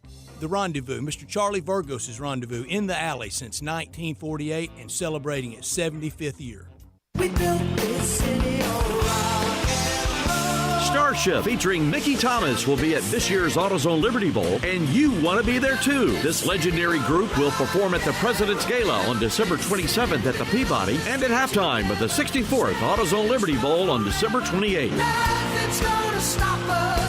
Get your tickets today by calling the AutoZone Liberty Bowl at 795-7700. The Tennessee Highway Safety Office reminds you that fans don't let fans drive drunk.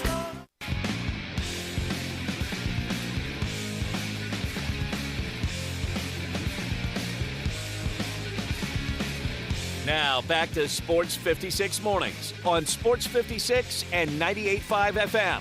This hour is brought to you by James Gaddis Jewelers. To reveal the full spectrum of its dazzling color. Here once again, Greg Gaston and Eli Savoy. Before you get to your net rankings that are out, I got some other numbers for you. Steve Berkowitz, friend of the show from USA Today, said with North Texas's firing of Seth Luttrell and Cincinnati's hiring of Scott Satterfield away from Louisville, FBS public schools, so far have committed to nearly $82.7 million in buyout payments to either hire or fire football head coaches this season.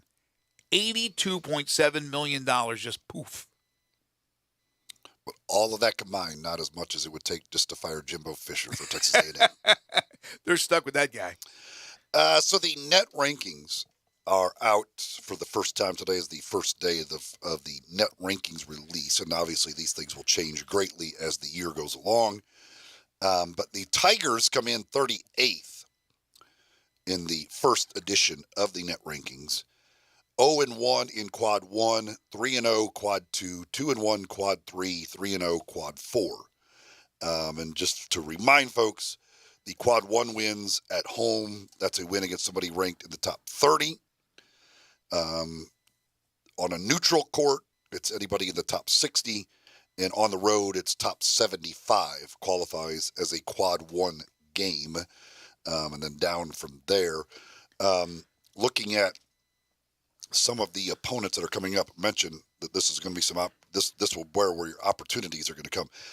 Texas A&M is only 120th right now, so they are nowhere near quad 1 and would have to do a lot of work to ever get there. Wow, and that's a home game. Yeah, that one's never going to be a quad 1 win.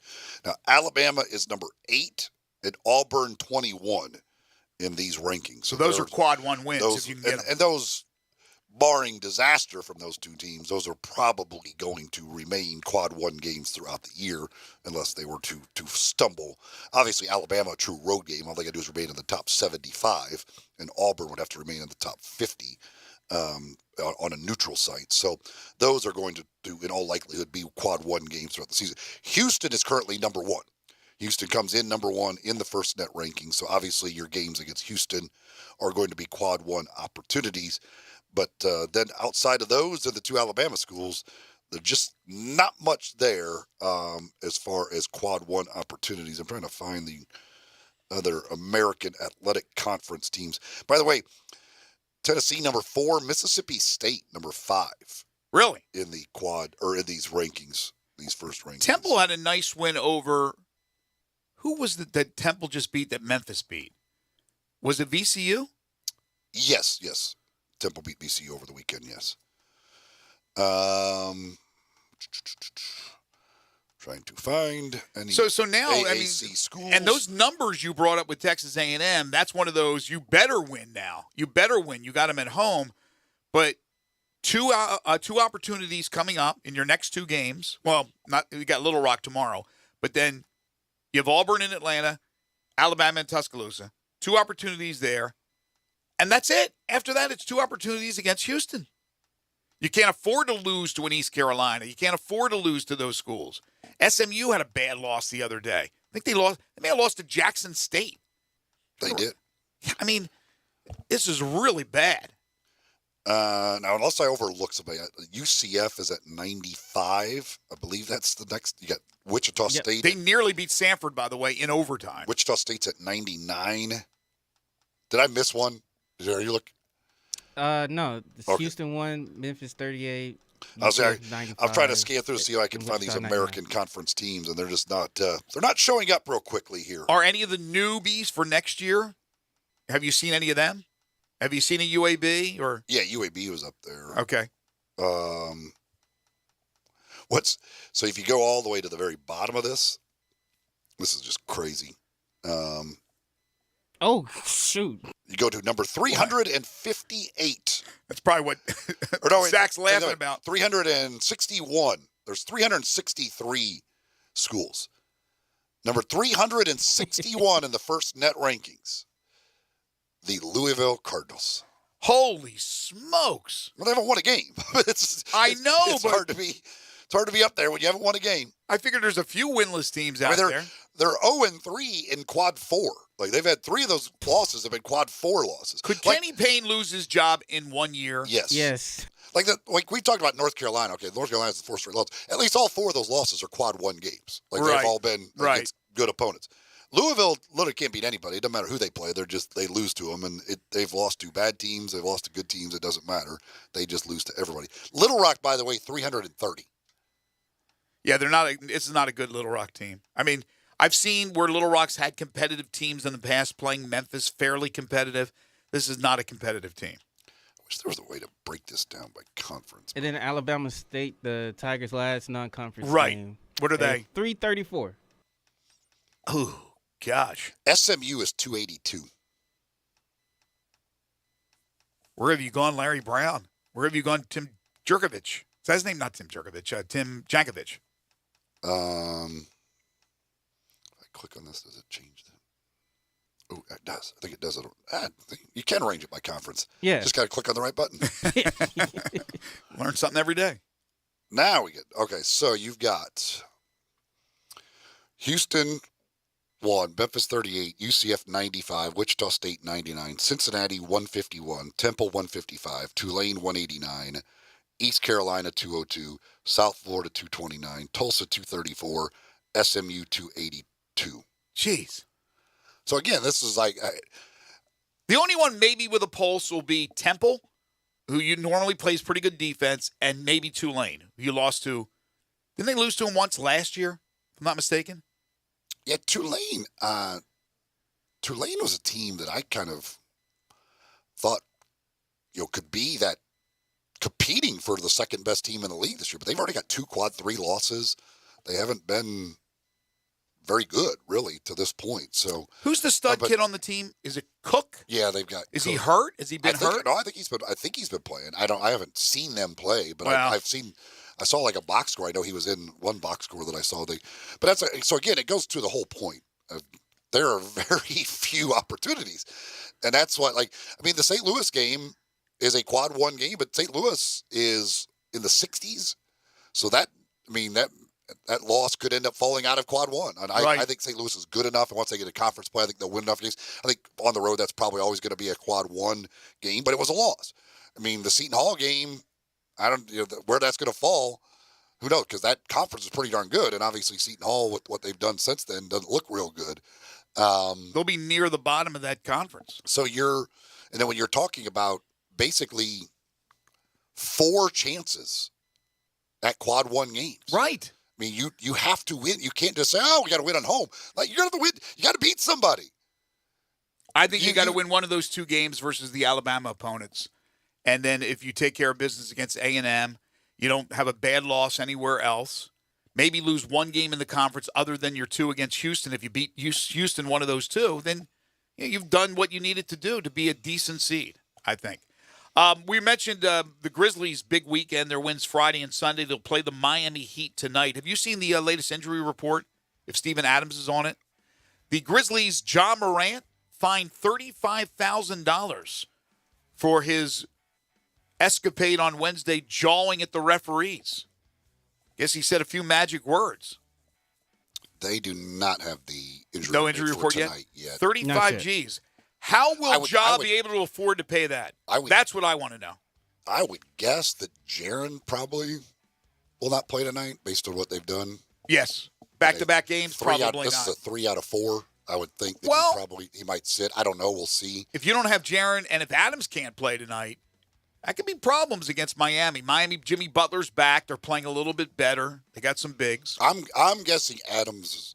I was shocked last night because he was listed as questionable and he didn't play. I don't know what the hell. They never answer the question with no. The question is whether he'll play. It's always yes. I'm guessing Adams is back tonight, but I'm going to guess that Jaren sits with a 3 and 4 night. I don't know. We'll see. Hopefully they're able to get him in there, but I don't know the way they've acted, the way they've treated this. I'm going to guess that Jared, and who knows, maybe there might be others that sit in the 3 and 4 nights. I think you're right at least about Triple J. Well, you're headed to the game tonight. How about stopping by Corky's, having some barbecue before you head on over to FedEx Forum? Corky's Ribs and Barbecue, always a great option for lunch and for dinner. When you go buy an entree, whether it be a barbecue sandwich, their award-winning catfish plate, you get a third of a rack of ribs for just $6.99. Party pack start at just $7.49. Great Q and ribs, barbecue nachos, the cheese and sausage plates. But also, outside of the barbecue family, tamales, hamburgers, the catfish plate I talked about, which has won awards, amazing desserts, 4 convenient locations in the Mid-South, Poplar Avenue in Memphis, Poplar Avenue in Collierville, Germantown Parkway in Cordova, and Goodman Road in Olive Branch. And if you have a Christmas party or any type of New Year's Eve holiday party coming up, call Corky's and ask them about catering. They've been catering for as long as they've been in existence, and that's 40 years, folks. 4 decades. They'll start you out as low as $8.99 if you want to use their catering services. It's Corky's Ribs and Barbecue, open for lunch and dinner 7 days a week. When we come back, hour number 3, we'll talk NFL. We'll get to your calls and texts as well on the Sports 56 listener lines at 901-360-8255. This is Sports 56 Mornings with Greg and Eli on Real Sports Talk, Sports 56 and 98.5 FM.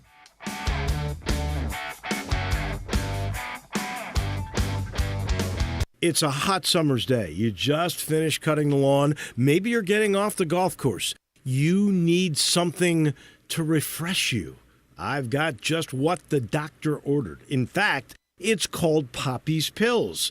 Poppy's Pilsner. That's the best, and it comes from Grind City Brewing. It's light, crisp. It is that refreshing Pilsner. They say it's ultra crushable. Remember how Taco Bell stopped selling the Mexican pizza? Everybody lost their minds? Poppy Pilsner is the only thing that can ease that broken heart. Now, that came from an eyewitness named Sarah. Some people say it's sexy. It's light, it's refreshing, it's local. And for me, well, it just doesn't get any better than that. Ultra crushable, built for speed.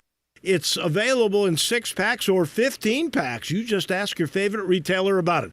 Best enjoyed ice cold. It's what the doctor ordered. It's Poppy's Pills from Grind City. You don't have to go through yet another year with that knee pain or back pain. People with chronic joint pain are getting real lasting relief from QC Kinetics. QC Kinetics is the nation's leader in advanced regenerative medicine. Their unique protocols use healing agents from your own body to target aching joints, repairing and restoring damaged tissue. So you can move again with no surgery, no drugs, no downtime. Got shoulder pain, excruciating hip pain? If you have any arthritis pain or lingering pain from an injury, don't let them operate on you or give you more steroids, and say no to the pain pills. Call QC Kinetics and see if their life-changing, all-natural treatments can get you living your best life in the new year. I'm telling you, people are raving about these treatments. And appointments are available as soon as next week. Make 2023 the year you say goodbye to joint pain. Call QC Kinetics for a free consultation. 901-445-1010. 901-445-1010. That's 901-445-1010 for QC Kinetics. Buying a home? Rocket Mortgage will cover 1% of your rate for the first year at no cost to you, saving you hundreds, even thousands with Inflation Buster. For example, if you lock a 7% rate today, you'll only pay 6% for a year. That means more road trips, more date nights, more front row seats every month for a year. And your rate is secured for 30 years. Plus, if rates drop within 3 years of your home purchase, you get exclusive savings when you refinance with Rate Drop Advantage. More home upgrades, more rainy day funds, more cash in your pocket. Save when you buy today and refinance tomorrow. Call 833-7ROCKET today or visit inflationbuster.com to start saving. That's 833-7ROCKET or go to inflationbuster.com. For fees covered rate like date requirements and other terms and conditions, visit inflationbuster.com or call 1-833-7ROCKET, equal housing lender licensed in all 50 states, NMLSconsumeraccess.org, number 3030. Say there was a place, the perfect place for everything you need for tailgates and patios, grills and chairs, charcoal and coolers, everything to make a great game or a great day. That perfect place wouldn't be a warehouse. It's East Memphis Ace Hardware. Locally owned and operated at Quince and White Station, East Memphis Ace Hardware is where you'll find Benjamin Moore paints, local plants from local growers, and Black & Decker tools. Around the block, what you need in stock with people who know their tailgates. Welcome to East Memphis Ace Hardware, the home convenience store. Hi, this is Troy Fiveash, owner of Fiveash Roofing. In these uncertain economic times, there are so many things as a contractor and a business owner that I cannot control. The rising cost of materials, not to mention fuel and transportation costs. In the last 2 years, shingle prices have almost doubled and commercial materials have doubled. And I don't have to tell you what fuel costs these days. But you know what I can control? How much markup I put on a project. I have always prided myself in knowing I never gouge a customer. But in an effort to ensure my crews have work and my customers are being treated fairly, I have lowered my profit margin, hoping to give you a price you can live with and keeping my crews busy. So if you need a roof or gutters, please give us a call. Five Ash Roofing, fair, honest, and ethical. Five Ash Roofing, a proud sponsor of Tiger Athletics and a member of the Tigers home team. 367-0050 or memphisroofer.com. 367-0050 or memphisroofer.com. Five Ash Roofing, it's what we do. We're here for you. We are Sports 56, WHBQ Memphis, and W253DF Memphis. Flynn Broadcasting Stations. Oh, yeah. Sports 56 traffic. So far, no accidents, no delays to report, no accidents or delays to start the hour number 3 of our show. Keep it right here. This is your Sports 56 traffic update.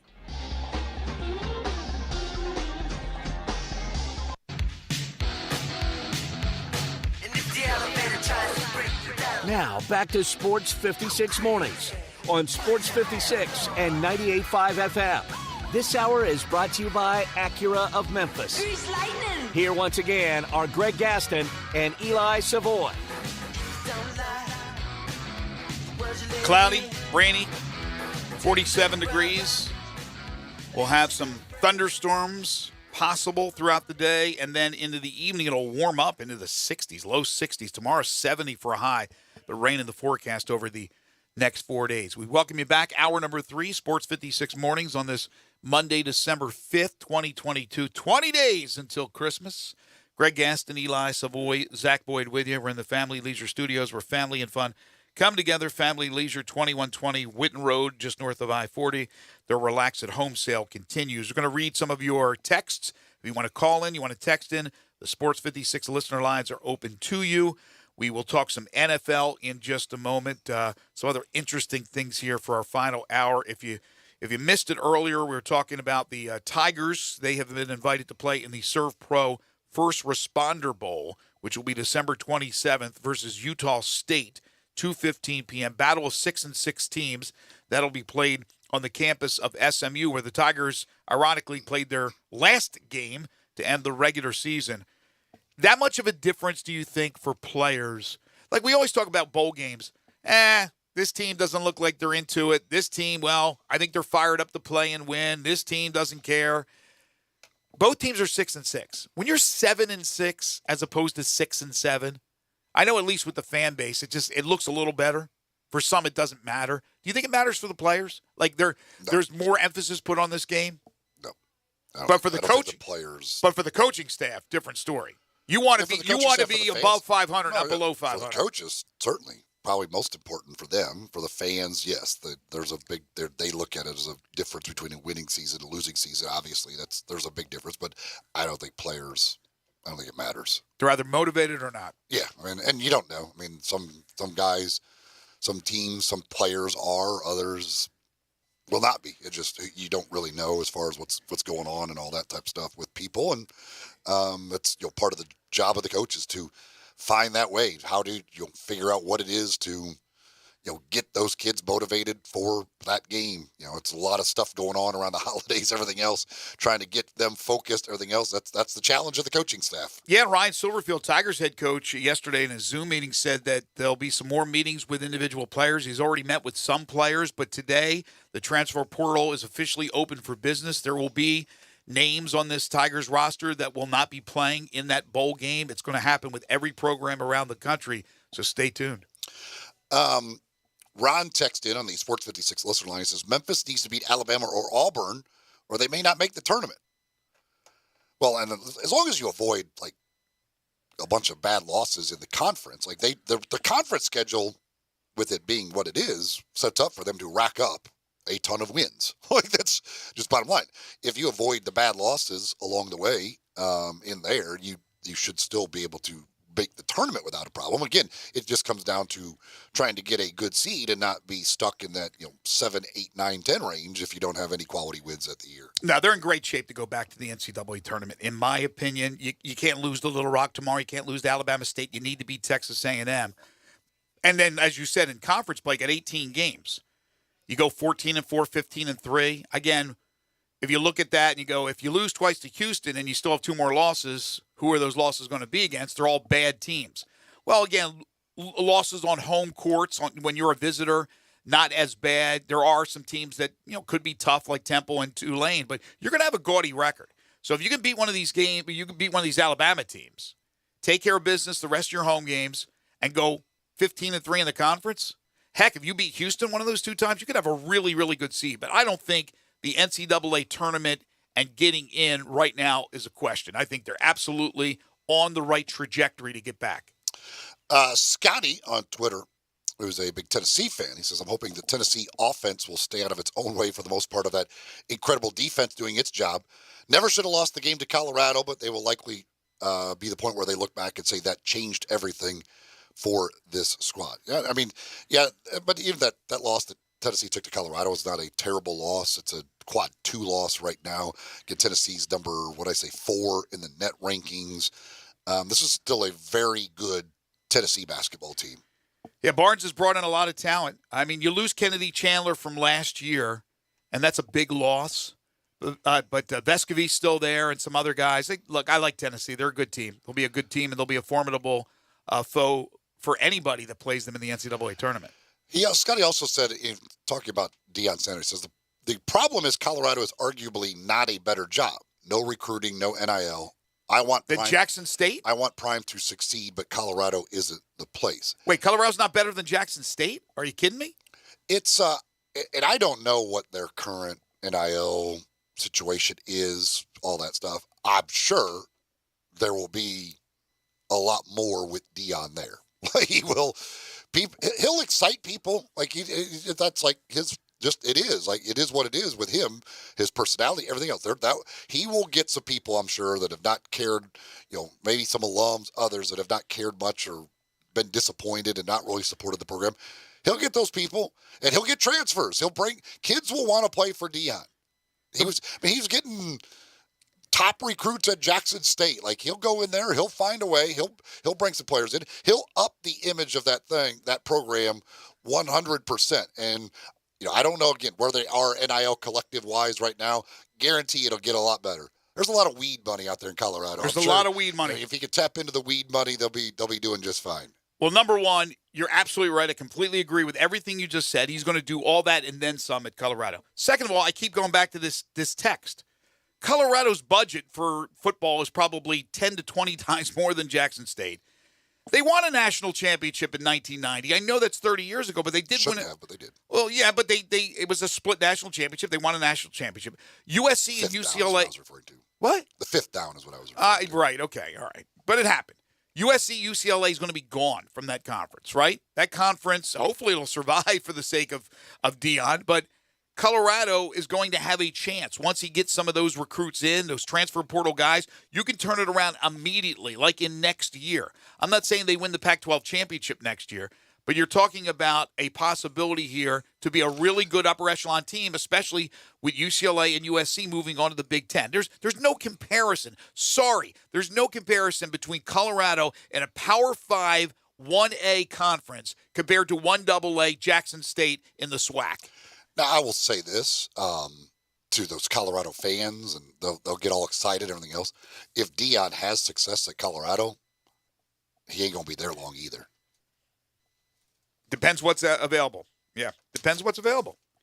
If he turns that program around, there will be a lot available. If he goes in there and turns that one around, then any big programs will be like, okay, maybe the guy clearly could do some things as a coach, and he'll leave there for a better job.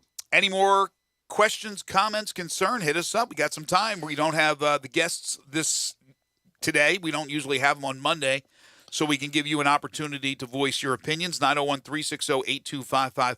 Sports 56 listener lines will be packed again with guests tomorrow, but we're going to get to the NFL here in just a moment. Patrick also texted when we were talking about Fred McGriff. He said Dale Murphy not in the Hall of Fame, and he says 499 home runs. Dale Murphy does not have 499 home runs. Dale Murphy has 398 home runs. He's just under the 400 mark. Dale Murphy is another guy. He and McGriff, both kind of that era. McGriff was a little bit later, but Dale Murphy 100%. And I don't know, I'm surprised that this modern committee has not put Dale Murphy in. Murphy should be in. No questions about it. No ifs, ands, or buts. I think McGriff overall was the better player. I'm glad that the Crime Dog's going in, but Dale Murphy should be in the Hall of Fame. Then again, I think all these steroid guys should be in the Hall of Fame as well. The guys from the 80s generally have gotten screwed. Andre Dawson took way longer than he ever should have to get in, and now the home run numbers have completely got distorted. I mean, in the 80s, heck, if you had 300 home runs for a career, it was something. Now that's like 5 seasons, or especially in the steroid era, that was 5 seasons.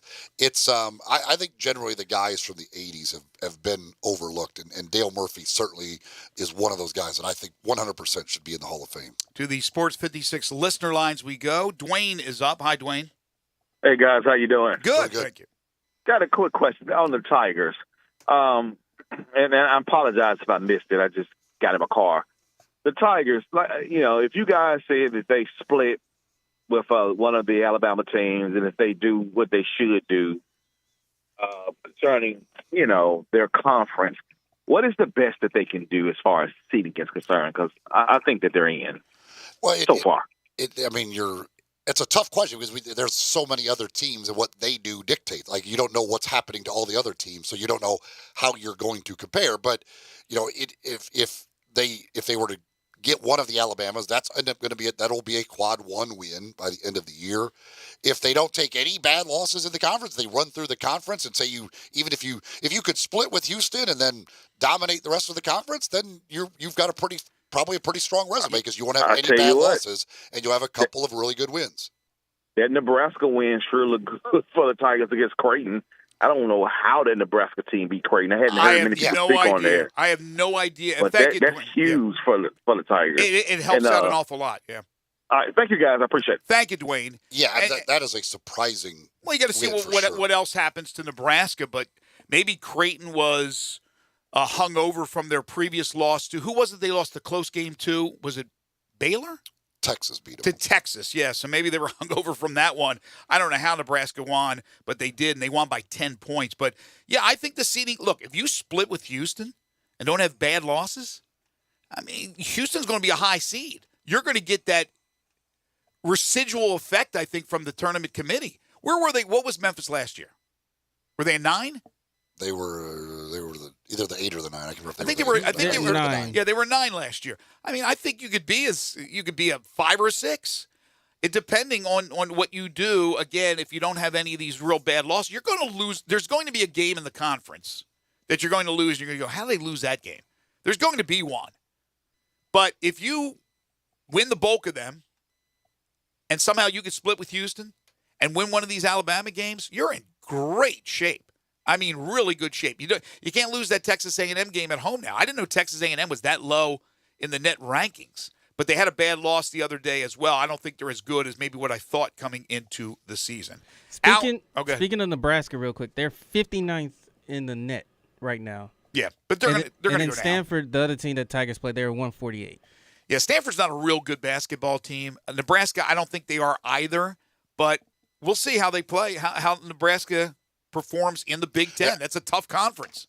I think Stanford is better than Nebraska, but I don't know. Nebraska, I would never have guessed that Nebraska team was going to beat Creighton. So we'll Stanford's a more athletic team. They have more athletes than Nebraska was. A bunch of guys, big physical guys, couldn't shoot the rock real well from the outside. I mean, played perfectly into the hands of Memphis and their athleticism.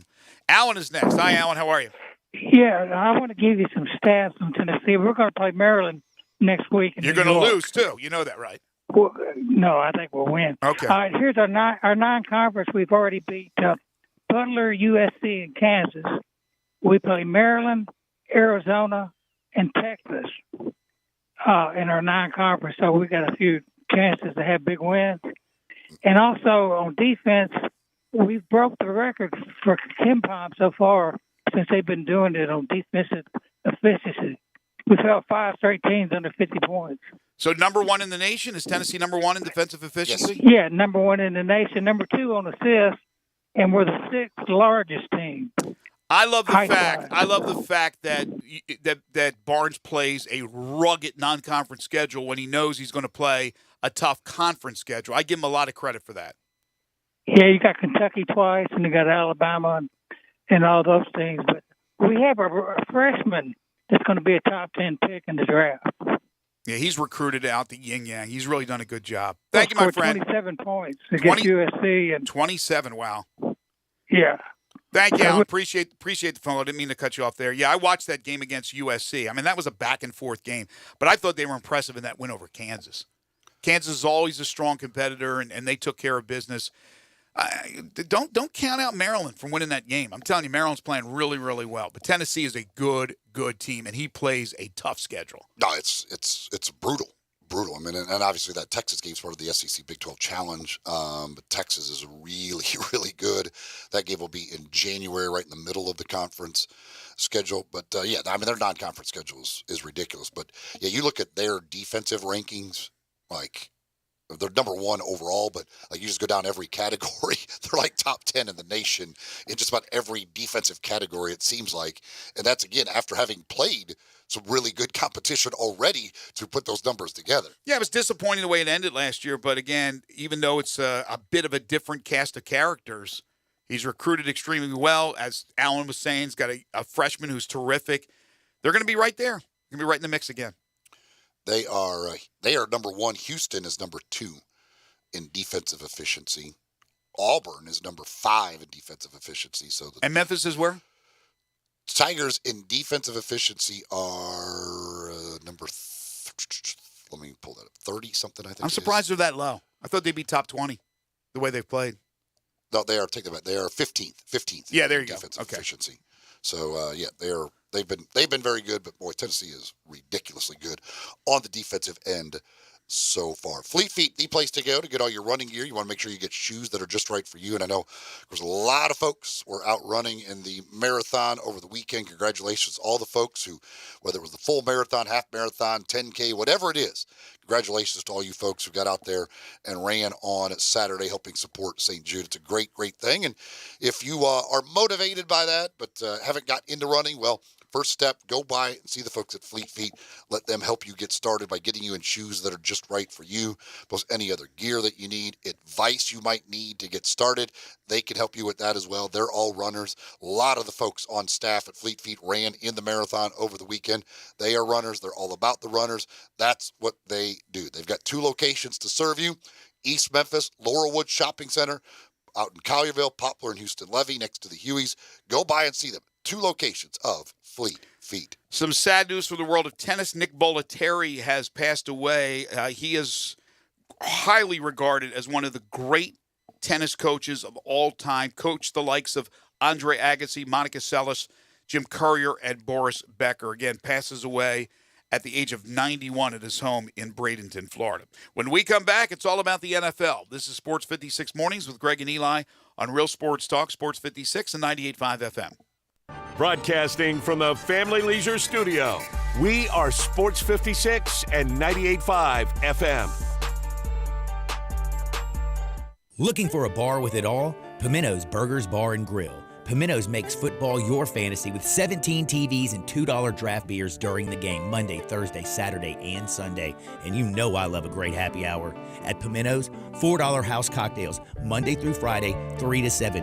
Yes, $4 house cocktails. Try one of their signature drinks like the JJ Spicy Margarita or the Tennessee Sunset. How about a Memphis Mudslide? Or be a kid again with the Adventure River Rum Punch. Hungry? Try a fan favorite, Bacon Pimento Cheeseburger. Or be like me and try them all. The Mushroom Extravaganza, Sweet Heat, and the Dirty, Mean, and Nasty. Need I say more? Well, yes, because there's so much more than just pimento cheese. Sliders, salads, quesadillas, 10 different appetizers. Just don't forget about dessert. 2 great locations, 6450 Poplar Avenue in East Memphis, and in Collierville, 3751 South Houston Levee Road. A bar with it all, Pimento's Burgers Bar and Grill. So much more than pimento cheese.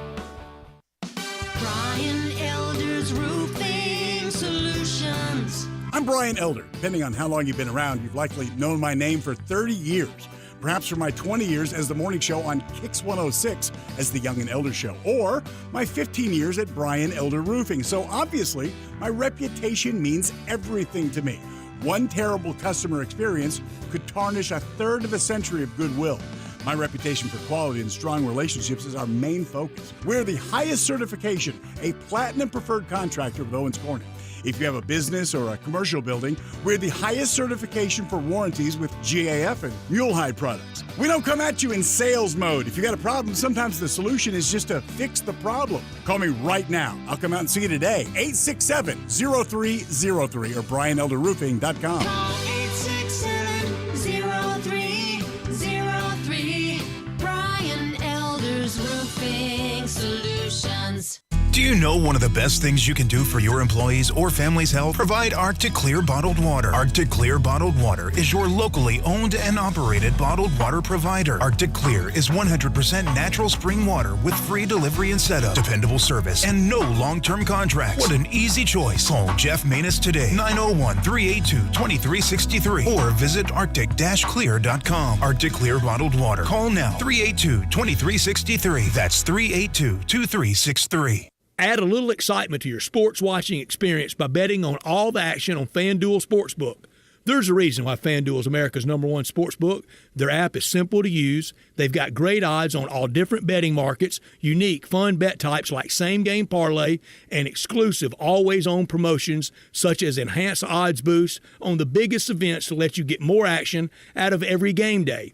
And if you win, they even get you your winnings safely in as little as 24 hours. If you've never tried FanDuel Sportsbook, what are you waiting for? Download the FanDuel Sportsbook app to get started and be sure to sign up with promo code CASH so they know I sent you. That's FanDuel Sportsbook, promo code CASH. Must be 21 and older and present in Tennessee. First online real money wager only, $10 first deposit required.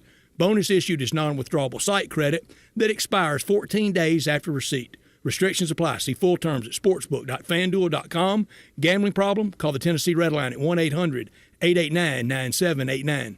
I'm Gary York. I'm the service director at Lexus of Memphis. Our service department wants to be more than just a place where you get your oil changed. We do glass repair, windshield replacement, recalibration of your camera and sonar systems, even wheel repair, tire replacement, all the things you would expect from a luxury automotive dealer. Please check out our website. You can schedule your appointment, check out our specials, hours of operation, or if you'd like to do it in person, please reach out to one of our associates at 901-271-5199.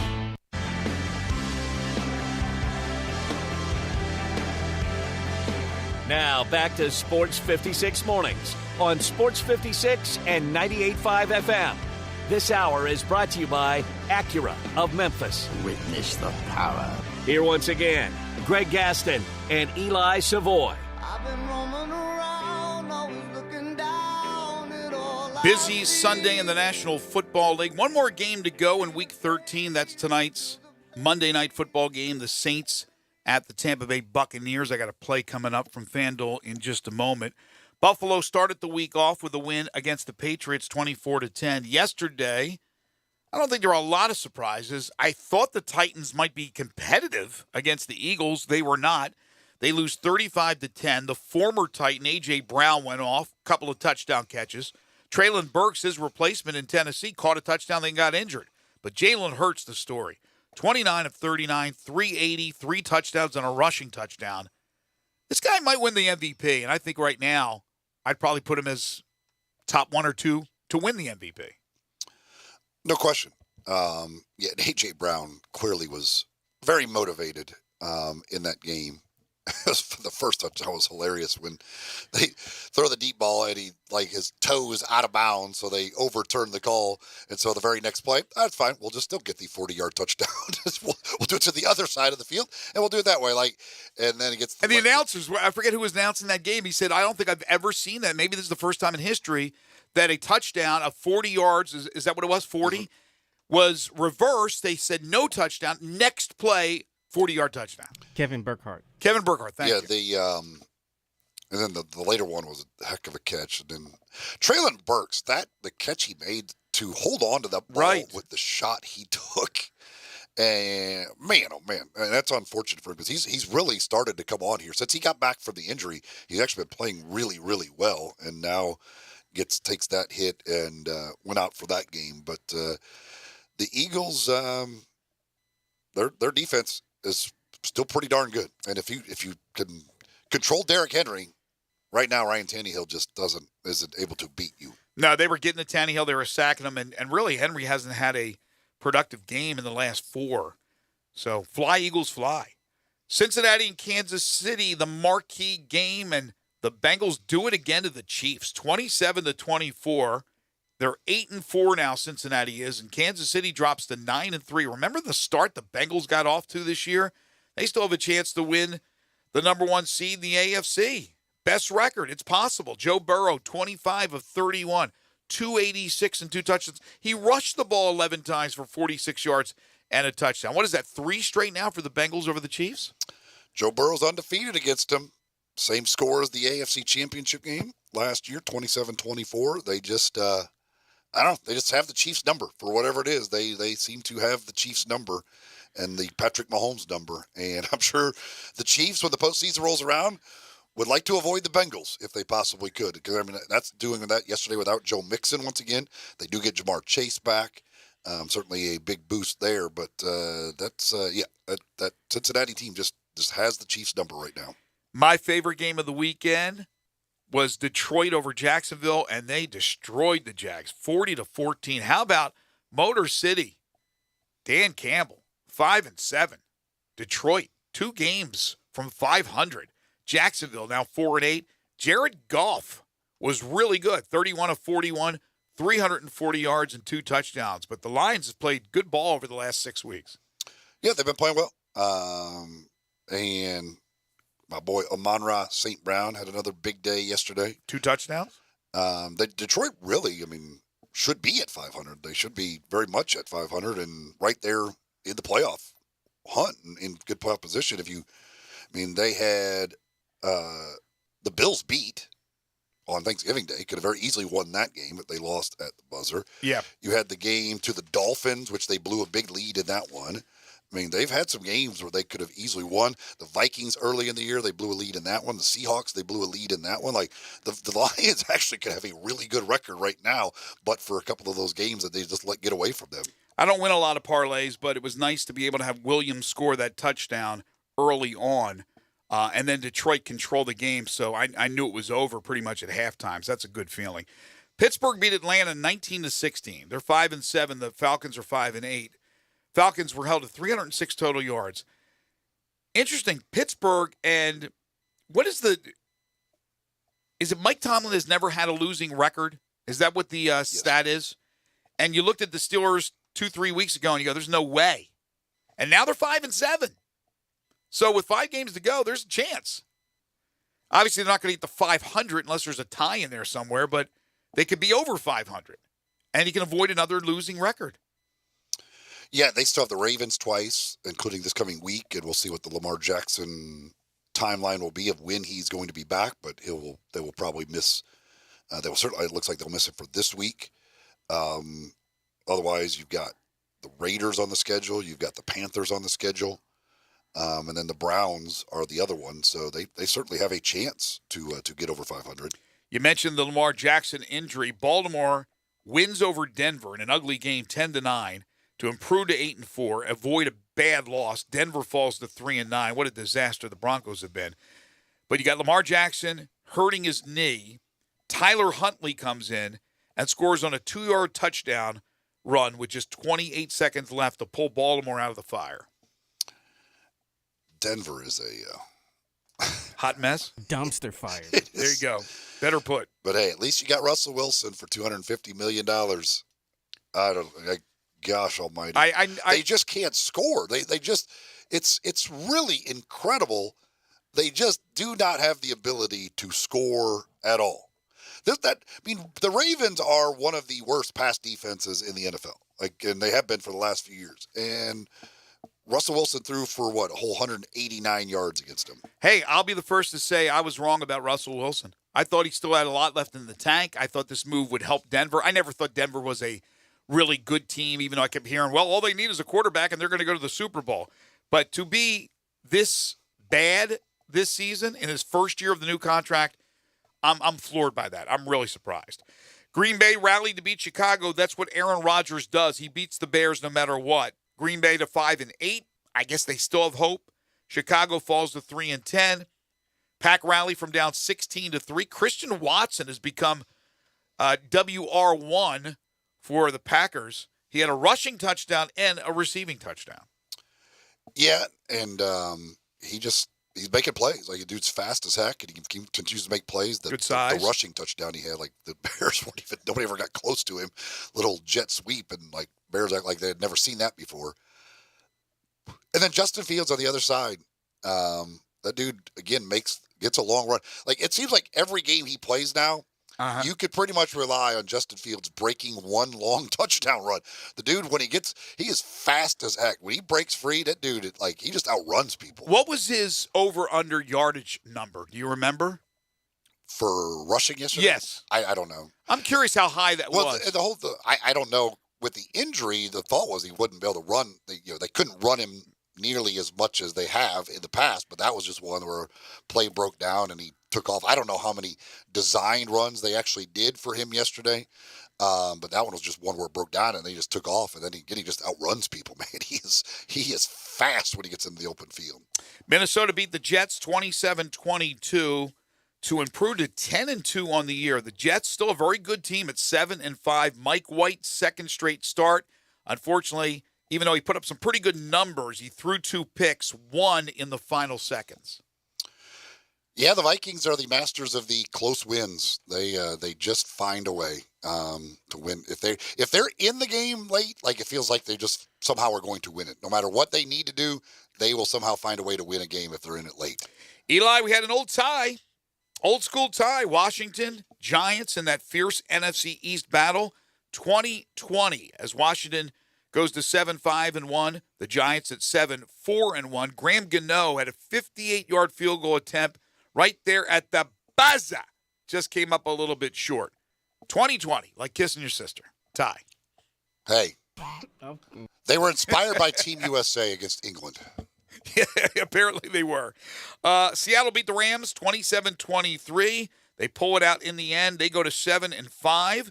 The Rams 3-9. What a disaster. The defending Super Bowl champions, just an absolute joke of a year, and they've had injuries galore. I understand that, but they've lost 6 straight. That's the most ever by a defending champion. 6 straight losses. Geno Smith, the DK Metcalf, with 36 seconds left, the game-winning pass-catch combination for Seattle. The trade of Russell Wilson's looking like one of the great genius moves in NFL history. Like, the picks they got for him, and then you got Geno Smith, who's played great football. Like, it looks like, the Seahawks, there's no way they thought Geno Smith would play this well. Of course but not. This is looking like one of the great moves you could have ever imagined. It was one of the luckiest moves that ever happened. Herschel Walker 2.0? Yeah. Well, think about this. They make the trade. Okay, they get Noah Fant. He caught a touchdown, right? They have the draft picks and all that. We didn't even know if Geno Smith was going to be the starter. They thought Drew Lock, who came in the trade, would probably be the starter. Geno Smith beats him out for the job. That's, first of all, the one thing that's surprising, because it was not etched in stone that, oh, yeah, we're going to get rid of Wilson, but we have Geno Smith ready in the bullpen. Wilson goes to Denver, has been a disaster. Geno Smith has been fantastic, should be in the Pro Bowl game, probably will be. The emergence of Kenneth Walker, who unfortunately got hurt, but the running game has sustained a lot of injuries. They have been great. 7-5, are you kidding me, for Seattle? But it's lucky. It's one of the luckiest moves you'll ever get, to be able to decide, all right, we're going to give up Wilson, we're going to let him go, we're going to make the trade, and then, we'll give a nice little battle between Geno and Drew Lock for the starting job. And they're 7-5. Well, the thing too, like that, the draft pick that they're getting is, these draft picks, because Denver's terrible. So you're going to get the draft picks are going to be a lot better than anybody would have imagined the draft picks being. Again, goes to the whole luck thing. You're getting a first-round pick that right now is what? 3? Yeah, I was going to say, like, top 5 pick. You're going to get a top 5 pick in this coming draft out of that. Who in their right mind before the season started expected Seattle to be 3-9 with Russell Wilson? Nobody did. Seattle's not 3-9. Not Seattle, you know what I mean? Denver. No. Nobody expected. No, and they're lying if they said they were going to be a disaster once they picked up Russell Wilson. I didn't think they were a Super Bowl team, but I thought they'd be at least a playoff team. San Francisco beat Miami 33-17. Both teams are 8-4. And the big news from that game, of course, is the injury to Jimmy G. Jimmy Garoppolo with, I believe, is a broken foot. Mm-hmm. He is done for the year. Got hurt early in the game. How about Brock Purdy, their third-string quarterback, coming in and leading the Niners to the win? Niners defensively doing some good things. They picked off Tua a couple of times. But now, how far can San Francisco go with all the weapons but no Jimmy G? Yeah, they got to rely a lot on that defense. And that defense is really good. No doubt about that. But, man, Brock Purdy. He's pretty good. That's I don't know. That's a tough one. Again, defense is great. They've got great weapons around him. Debo's awesome. Christian McCaffrey's awesome. Brandon Ayuk's been playing great. Kittle, all that stuff. He's still Brock Purdy as a rookie. And the backup 70-year-old Josh Johnson. Mr. Irrelevant has got a chance now to lead one of the better teams in the NFC. The NFC Come on, you is put wide some open. respect on the man.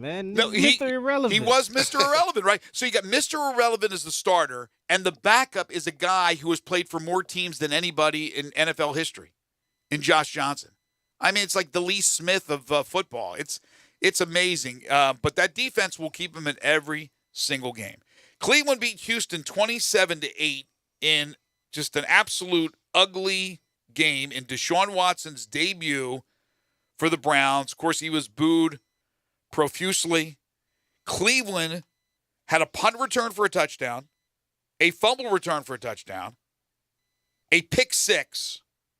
Houston had a safety. So, like, everything, I think they didn't have a, what do they call the kick thing? What is it, a rogue? What is the, that weird thing they do? You never see it in the NFL. Begins with an R. God bless, I got to look the thing up. But anyway, Deshaun Watson's first game, and he was horrible, but he was rusty, as you would expect. But the whole situation, just the ugliness of that game. The Texans are horrible. They fall to 1-10-1. Ironically, going up against his former team, he did squadouche, but they won in every other area. He was bad. Like he just throwing the balls into the ground. Like it was ugly. It was really, really bad. And I don't understand how he could be that bad. Yes, he hasn't played, but he's been practicing. It's not like he just walked into he's been injured for 2 years and hasn't been able to throw a football. Like he's been healthy. Right. And could throw a football and practice throwing a football. But he hadn't played the game. Dude's throwing the ball like at guys' feet and stuff like that. Like from like 8 yards away, like 8-yard passes. He was like firing them at guys' feet. Like it looked like he looked terrible. How much of it do you think that this stuff is really played on his mind? He tries to be Joe Cool. I can't talk about this. I'm only going to talk about football. But how much do you think that's still like ingrained in his head as he went out there to take the field? He was probably nervous as hell. Or do you think it is that the fact that he hadn't played a game in forever? again, I'm sure not having played a game in forever is a big part of it, but it's just weird. I mean, the guy was pretty darn good before. And again, he's been able to practice and throw footballs. It looked like literally he hadn't thrown a football in forever. By the way, maybe it's the tension built up in his muscles that he hasn't been able to get massages. By the way, it's called it's a rouge. Is it a rouge? It's in Canadian football. It's a 1-pointer. You get a 1-point score. Well, they don't have that in the NFL. No, I misspoke. I didn't mean to say the NFL. The CFL 1-point rouge is what I was thinking about. All right, two other games. Chargers and the Raiders. Raiders win 27-20. The Raiders all of a sudden the last 3 weeks have played good football. They're 5-7. It may be too little, too late, but they're 5-7. The Chargers at 6-6, and I know they've had their injuries, especially with their receivers. But man, oh man, disappointing to say the least. Devontae Adams was great. 8 catches, 177 yards, 2 touchdowns, nearly had a third touchdown. The Raiders have learned that if you get Josh Jacobs the ball and get Devontae Adams the ball, generally good things happen. Those two guys are pretty darn good. Yeah, Jacobs the last 3 weeks. Do you know what his total is? Rushing the ball? I do not know. I know he was good. Now, Zach, can you add that up last 3 weeks? Terrible against the run. But yeah, I mean, Jacobs and Adams, it's funny. If you get the ball in your playmakers' hands, they tend to make plays. So you're saying that Derek Carr was not getting the ball in the playmakers' hands. Is that what you're alluding to there? What was the game where Devontae Adams got like 2 targets or whatever, the 1 catch? Like since then, they've kind of realized that, wait a second, there's a reason we signed him to all that money. There is a reason. We probably should actually throw him the football. That's an interesting plan. There is no doubt about it. And then finally last night, the Sunday night game, I can't believe I have to bring this up. I lost a lunch bet to you. And the only reason why I bet it, folks, I'm not crazy. The Colts are bad and the Cowboys are good, is because I was guilted into it because he brought up my manhood. So I had the bet, so I'll take him to lunch. Cowboys scored 54 freaking points. 54. I remember the days when the Indy defense was good. 54-19. Jeff Saturday, 1-3 now. 9-3 are the Cowboys. The Indianapolis Colts fall to 4-8-1. Michael Gallup, a couple of touchdowns. Tony Pollard, 2 touchdowns. Chris Collinsworth loves Tony Pollard. I think he wants to adopt him as like a son. He is so pro Tony Pollard, and why shouldn't he be?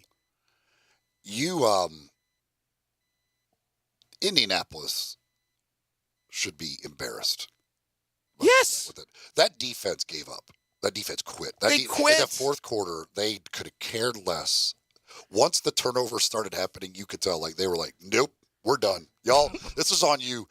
I'm not. I mean, when the last touchdown, when Malik Davis comes in there, the Cowboys could have done anything they want. Literally, I think I could have ran for a touchdown. The Colts defense didn't want to tackle anybody. They were done.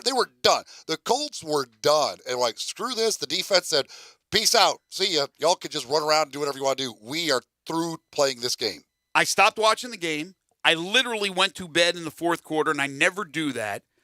I had a bet on Dalton Schultz. I had a feeling Dalton Schultz would catch a touchdown. I looked, I saw they had 54. I go, maybe Schultz caught one. No, it was all these dudes I'd never heard of. He came close, though. He came close, but that doesn't help me out, so I lose that one. And then the Colts heard of CeeDee Lamb and Tony Pollard. No, and Ezekiel Elliott. I was going for odds. I just said I'm throwing $15 down on this guy. Great odds. It's a big win if he hits. You take a shot for a little bit of money and see what happens. But no, Pollard's the right call. CeeDee Lamb's the right call. I almost went Cowboys defense, which I should have done. It was just an embarrassment. I mean, the Colts are embarrassing. There's no way Jeff Saturday should be retained as the permanent head coach, even though Irsay, that's his boy. They obviously have to move on from Matt Ryan. There's a lot of things this team has to do. In the meantime, maybe Jerry Jones will get his wish. Cowboys are certainly up there on the top 5-6 teams right now, I would think. The way they play defense, offense is clicking. The NFC is wide open at this point. I don't even, the Eagles are good, but I don't look at the Eagles and go, oh my gosh. They're not unbeatable. No way you're going to beat the Eagles. Right. The Eagles are very much beatable. It's going to be the Cowboys still have to play the Eagles one more time. That'll be interesting. But yeah, the NFC. Now you throw the Garoppolo injury. It's going to be the Cowboys' offense right now is just rolling. If everybody stays healthy, they are rolling offensively. And this is an NFC where the defending Super Bowl champions suck. They're 3-9. Yep. Now, can the Tampa Bay Buccaneers, champions from a few years ago, can they get back into the thick of things? They'll probably win their division, but can they be an actual legitimate contender in the playoffs? Tonight, Monday Night Football, New Orleans at Tampa Bay. The Bucs a 3-point favorite. And one of the things I love about betting on the NFL is that I'm always finding new players or game props that I like. And what's cool about FanDuel Sportsbook is you can combine these props with other bets from the same game to score an even bigger payout, which is perfect for tonight's game. Same game parlay, just one of the reasons I bet with FanDuel. So I'm going Bucs. I think the Bucs will take care of business tonight. No doubter in my mind, -3. I got Tom Brady to throw 2 touchdown passes and Giselle to show up for the game. No, actually, Mike Evans, anytime touchdown. That is my 3-leg parlay. There's no feeling like nailing a same-game parlay bet, so lock in your bet today on FanDuel Sportsbook. If you're new to FanDuel Sportsbook, sign up today with promo code GASMAN for your no-sweat first bet up to $1,000. That's promo code GASMAN. Make every moment more with FanDuel, official sportsbook partner of the NFL. Must be 21 or over, present in Tennessee. First online real money wager only. $10 first deposit required. Bonus issued as non-withdrawable free bets that expire 14 days after receipt. Restrictions apply. See terms at sportsbook.fanduel.com. Gambling problem? Call Tennessee Redline at 1-800-889-9789. There's a quarterback that's going to hit the free agent market apparently later today. Maybe the 49ers could take a look at. You're tuned in to Sports 56 Mornings with Greg and Eli on Real Sports Talk, Sports 56 and 98.5 FM. Be sure to follow us at Sports56 WHBQ on Twitter, Facebook, Instagram, and YouTube to watch live video of our shows, stay up to date with station events, and have chances to win prizes. Don't miss out on anything that's going on. Follow us at Sports56 WHBQ. This holiday season, tee it up at Edwin Watts Golf Shops for the hottest gifts from Callaway and Bushnell. Receive up to $50 off Callaway Rogue ST Woods. And while you're there, grab a dozen Callaway Chrome Soft golf balls. And from Bushnell, save up to $75 on the Tour V5 and Tour V5 Shift rangefinders. There's also gift cards for those favorite golfers on your list. Don't miss these holiday gifts and more happening now at Edwin Watts Golf Shops, home of the 90-day satisfaction guarantee. Hi, this is Troy Fiveash, owner of Fiveash Roofing. In these uncertain economic times, there are so many things as a contractor and a business owner that I cannot control. The rising cost of materials, not to mention fuel and transportation costs. In the last 2 years, shingle prices have almost doubled and commercial materials have doubled. And I don't have to tell you what fuel costs these days. But you know what I can control? How much markup I put on a project. I have always prided myself in knowing I never gouge a customer. But in an effort to ensure my crews have work and my customers are being treated fairly, I have lowered my profit margin, hoping to give you a price you can live with and keeping my crews busy. So if you need a roof or gutters, please give us a call. Fiveash Roofing, fair, honest, and ethical. Fiveash Roofing, a proud sponsor of Tiger Athletics and a member of the Tigers home team. 367-0050 or memphisroofer.com. 367-0050 or memphisroofer.com. Fiveash Roofing, it's what we do. We're here for you. Bartlett Small Engine has been serving quality power equipment since 1970. They have a full line of power equipment, parts, and services for most makes and models. Bartlett Small Engines has the best brands in the power tool industry: Honda mowers, trimmers, and generators, Steel blowers, trimmers, and chainsaws, Echo trimmers, blowers, and chainsaws, plus quality products from Red Mat and Shindawa. And they're all American made. Bartlett Small Engine is your can-do store. 6780 Summer Avenue. Call 901-386-9779. Simple, smooth, and every sip as easy as the last. Tito's handmade vodka tastes just as good with tap water as it does with your favorite mixer. Back in the day, Tito distilled, hand bottled, taste tested, sent to a few friends, then taste tested again to give you the finest juice around. No frills, no flavors, no fancy labels, just the good stuff. Just Tito's. For recipes, videos, and more, visit Tito'sVodka.com. Distilled and bottled in Austin, Texas, 40% alcohol by volume, namely 80 proof, crafted to be savored responsibly.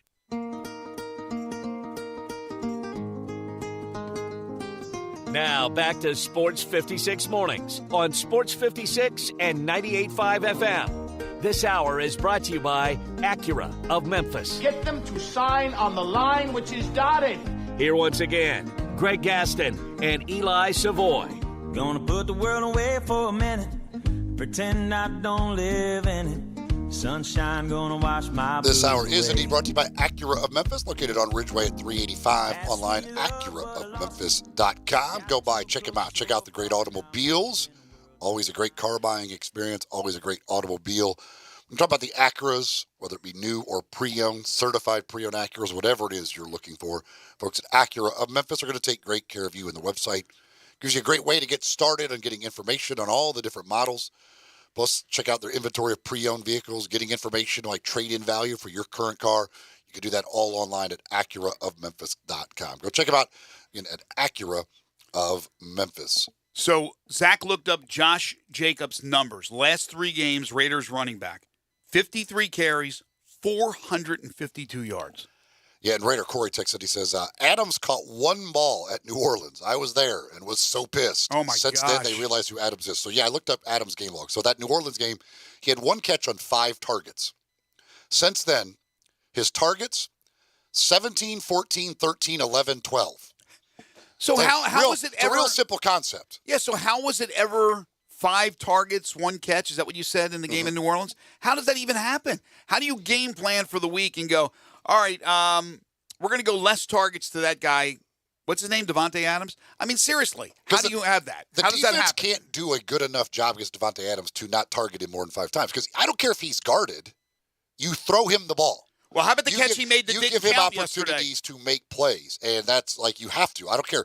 There are certain receivers, like you just throw the ball to them, even at times when they are guarded, and give them a chance to make a play for you. Well, number one, you may get a penalty, may get a pass interference or a defensive hold. Second of all, did you see the catch he made yesterday when he got turned around? They ended up not counting it. It was absolutely magnificent. So the apparently, according to multiple reports, the Carolina Panthers today will indeed waive one Baker Mayfield. So Baker Mayfield, boy, what a hope he didn't move all his furniture into their stadium. Hate to see it. I've noticed there's not too many of those commercials anymore. If you're the 49ers, no. Are you looking at Baker Mayfield? No. Please, for the love of God, make You're it gonna happen. you're gonna rely on Brock Purdy? Steve Young, maybe, out of retirement. I don't know what to do. Brock Purdy looked pretty good in this game.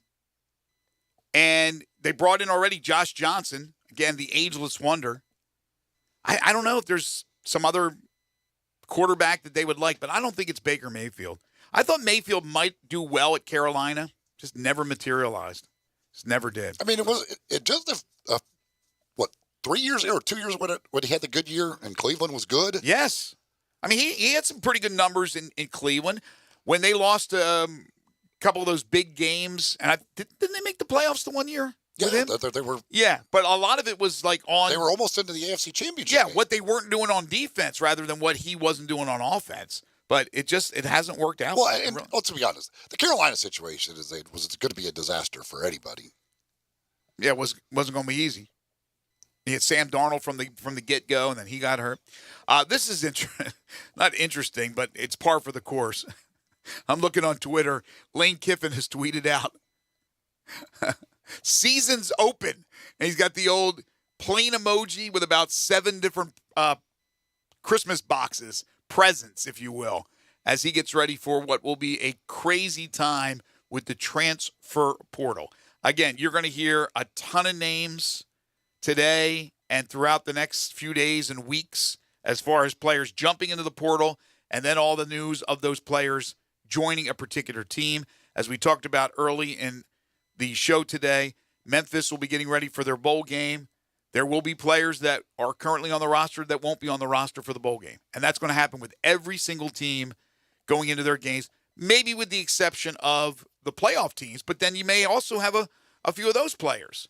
Obviously, you had the decision by, who was it again, that decided to, McNamara left Michigan, has already picked up by Iowa when he could have stayed and been the backup. And you never know when his time would come in a game in the national semis or the national championship game if Michigan made it. So That is going to be absolutely bonkers, and it started already. On3 Sports Twitter account, it's literally every 3 minutes it's another transfer portal announcement of somebody that's no in surprise. There. And again, the group of quarterbacks that's in the portal, pretty darn good group of quarterbacks. If you need a quarterback, if you want a veteran quarterback with some starting experience, just head to the portal. There are plenty of them in there. Grizzlies' busy schedule continues. Home games tonight, Wednesday, and Friday. Tonight they'll take on the Miami Heat. We'll talk about it tomorrow as Brevin Knight will join us for our Grizzlies report. Also tomorrow, Connor O'Gara, Jeff Crane from the University of Memphis. We'll have Humdinger's trivia for you, and we'll let you know what our topic will be for Wednesday's 5 favorite things. Again, Barrett Slee will rejoin us next Monday on the program. Our thanks to you folks, all your great calls and texts and tweets. We appreciate it. Waldo and Friends on Sports 56 is coming up next. For Eli Savoy and Zach Boyd, I'm Greg Gaston. Enjoy the rest of your Monday, everybody.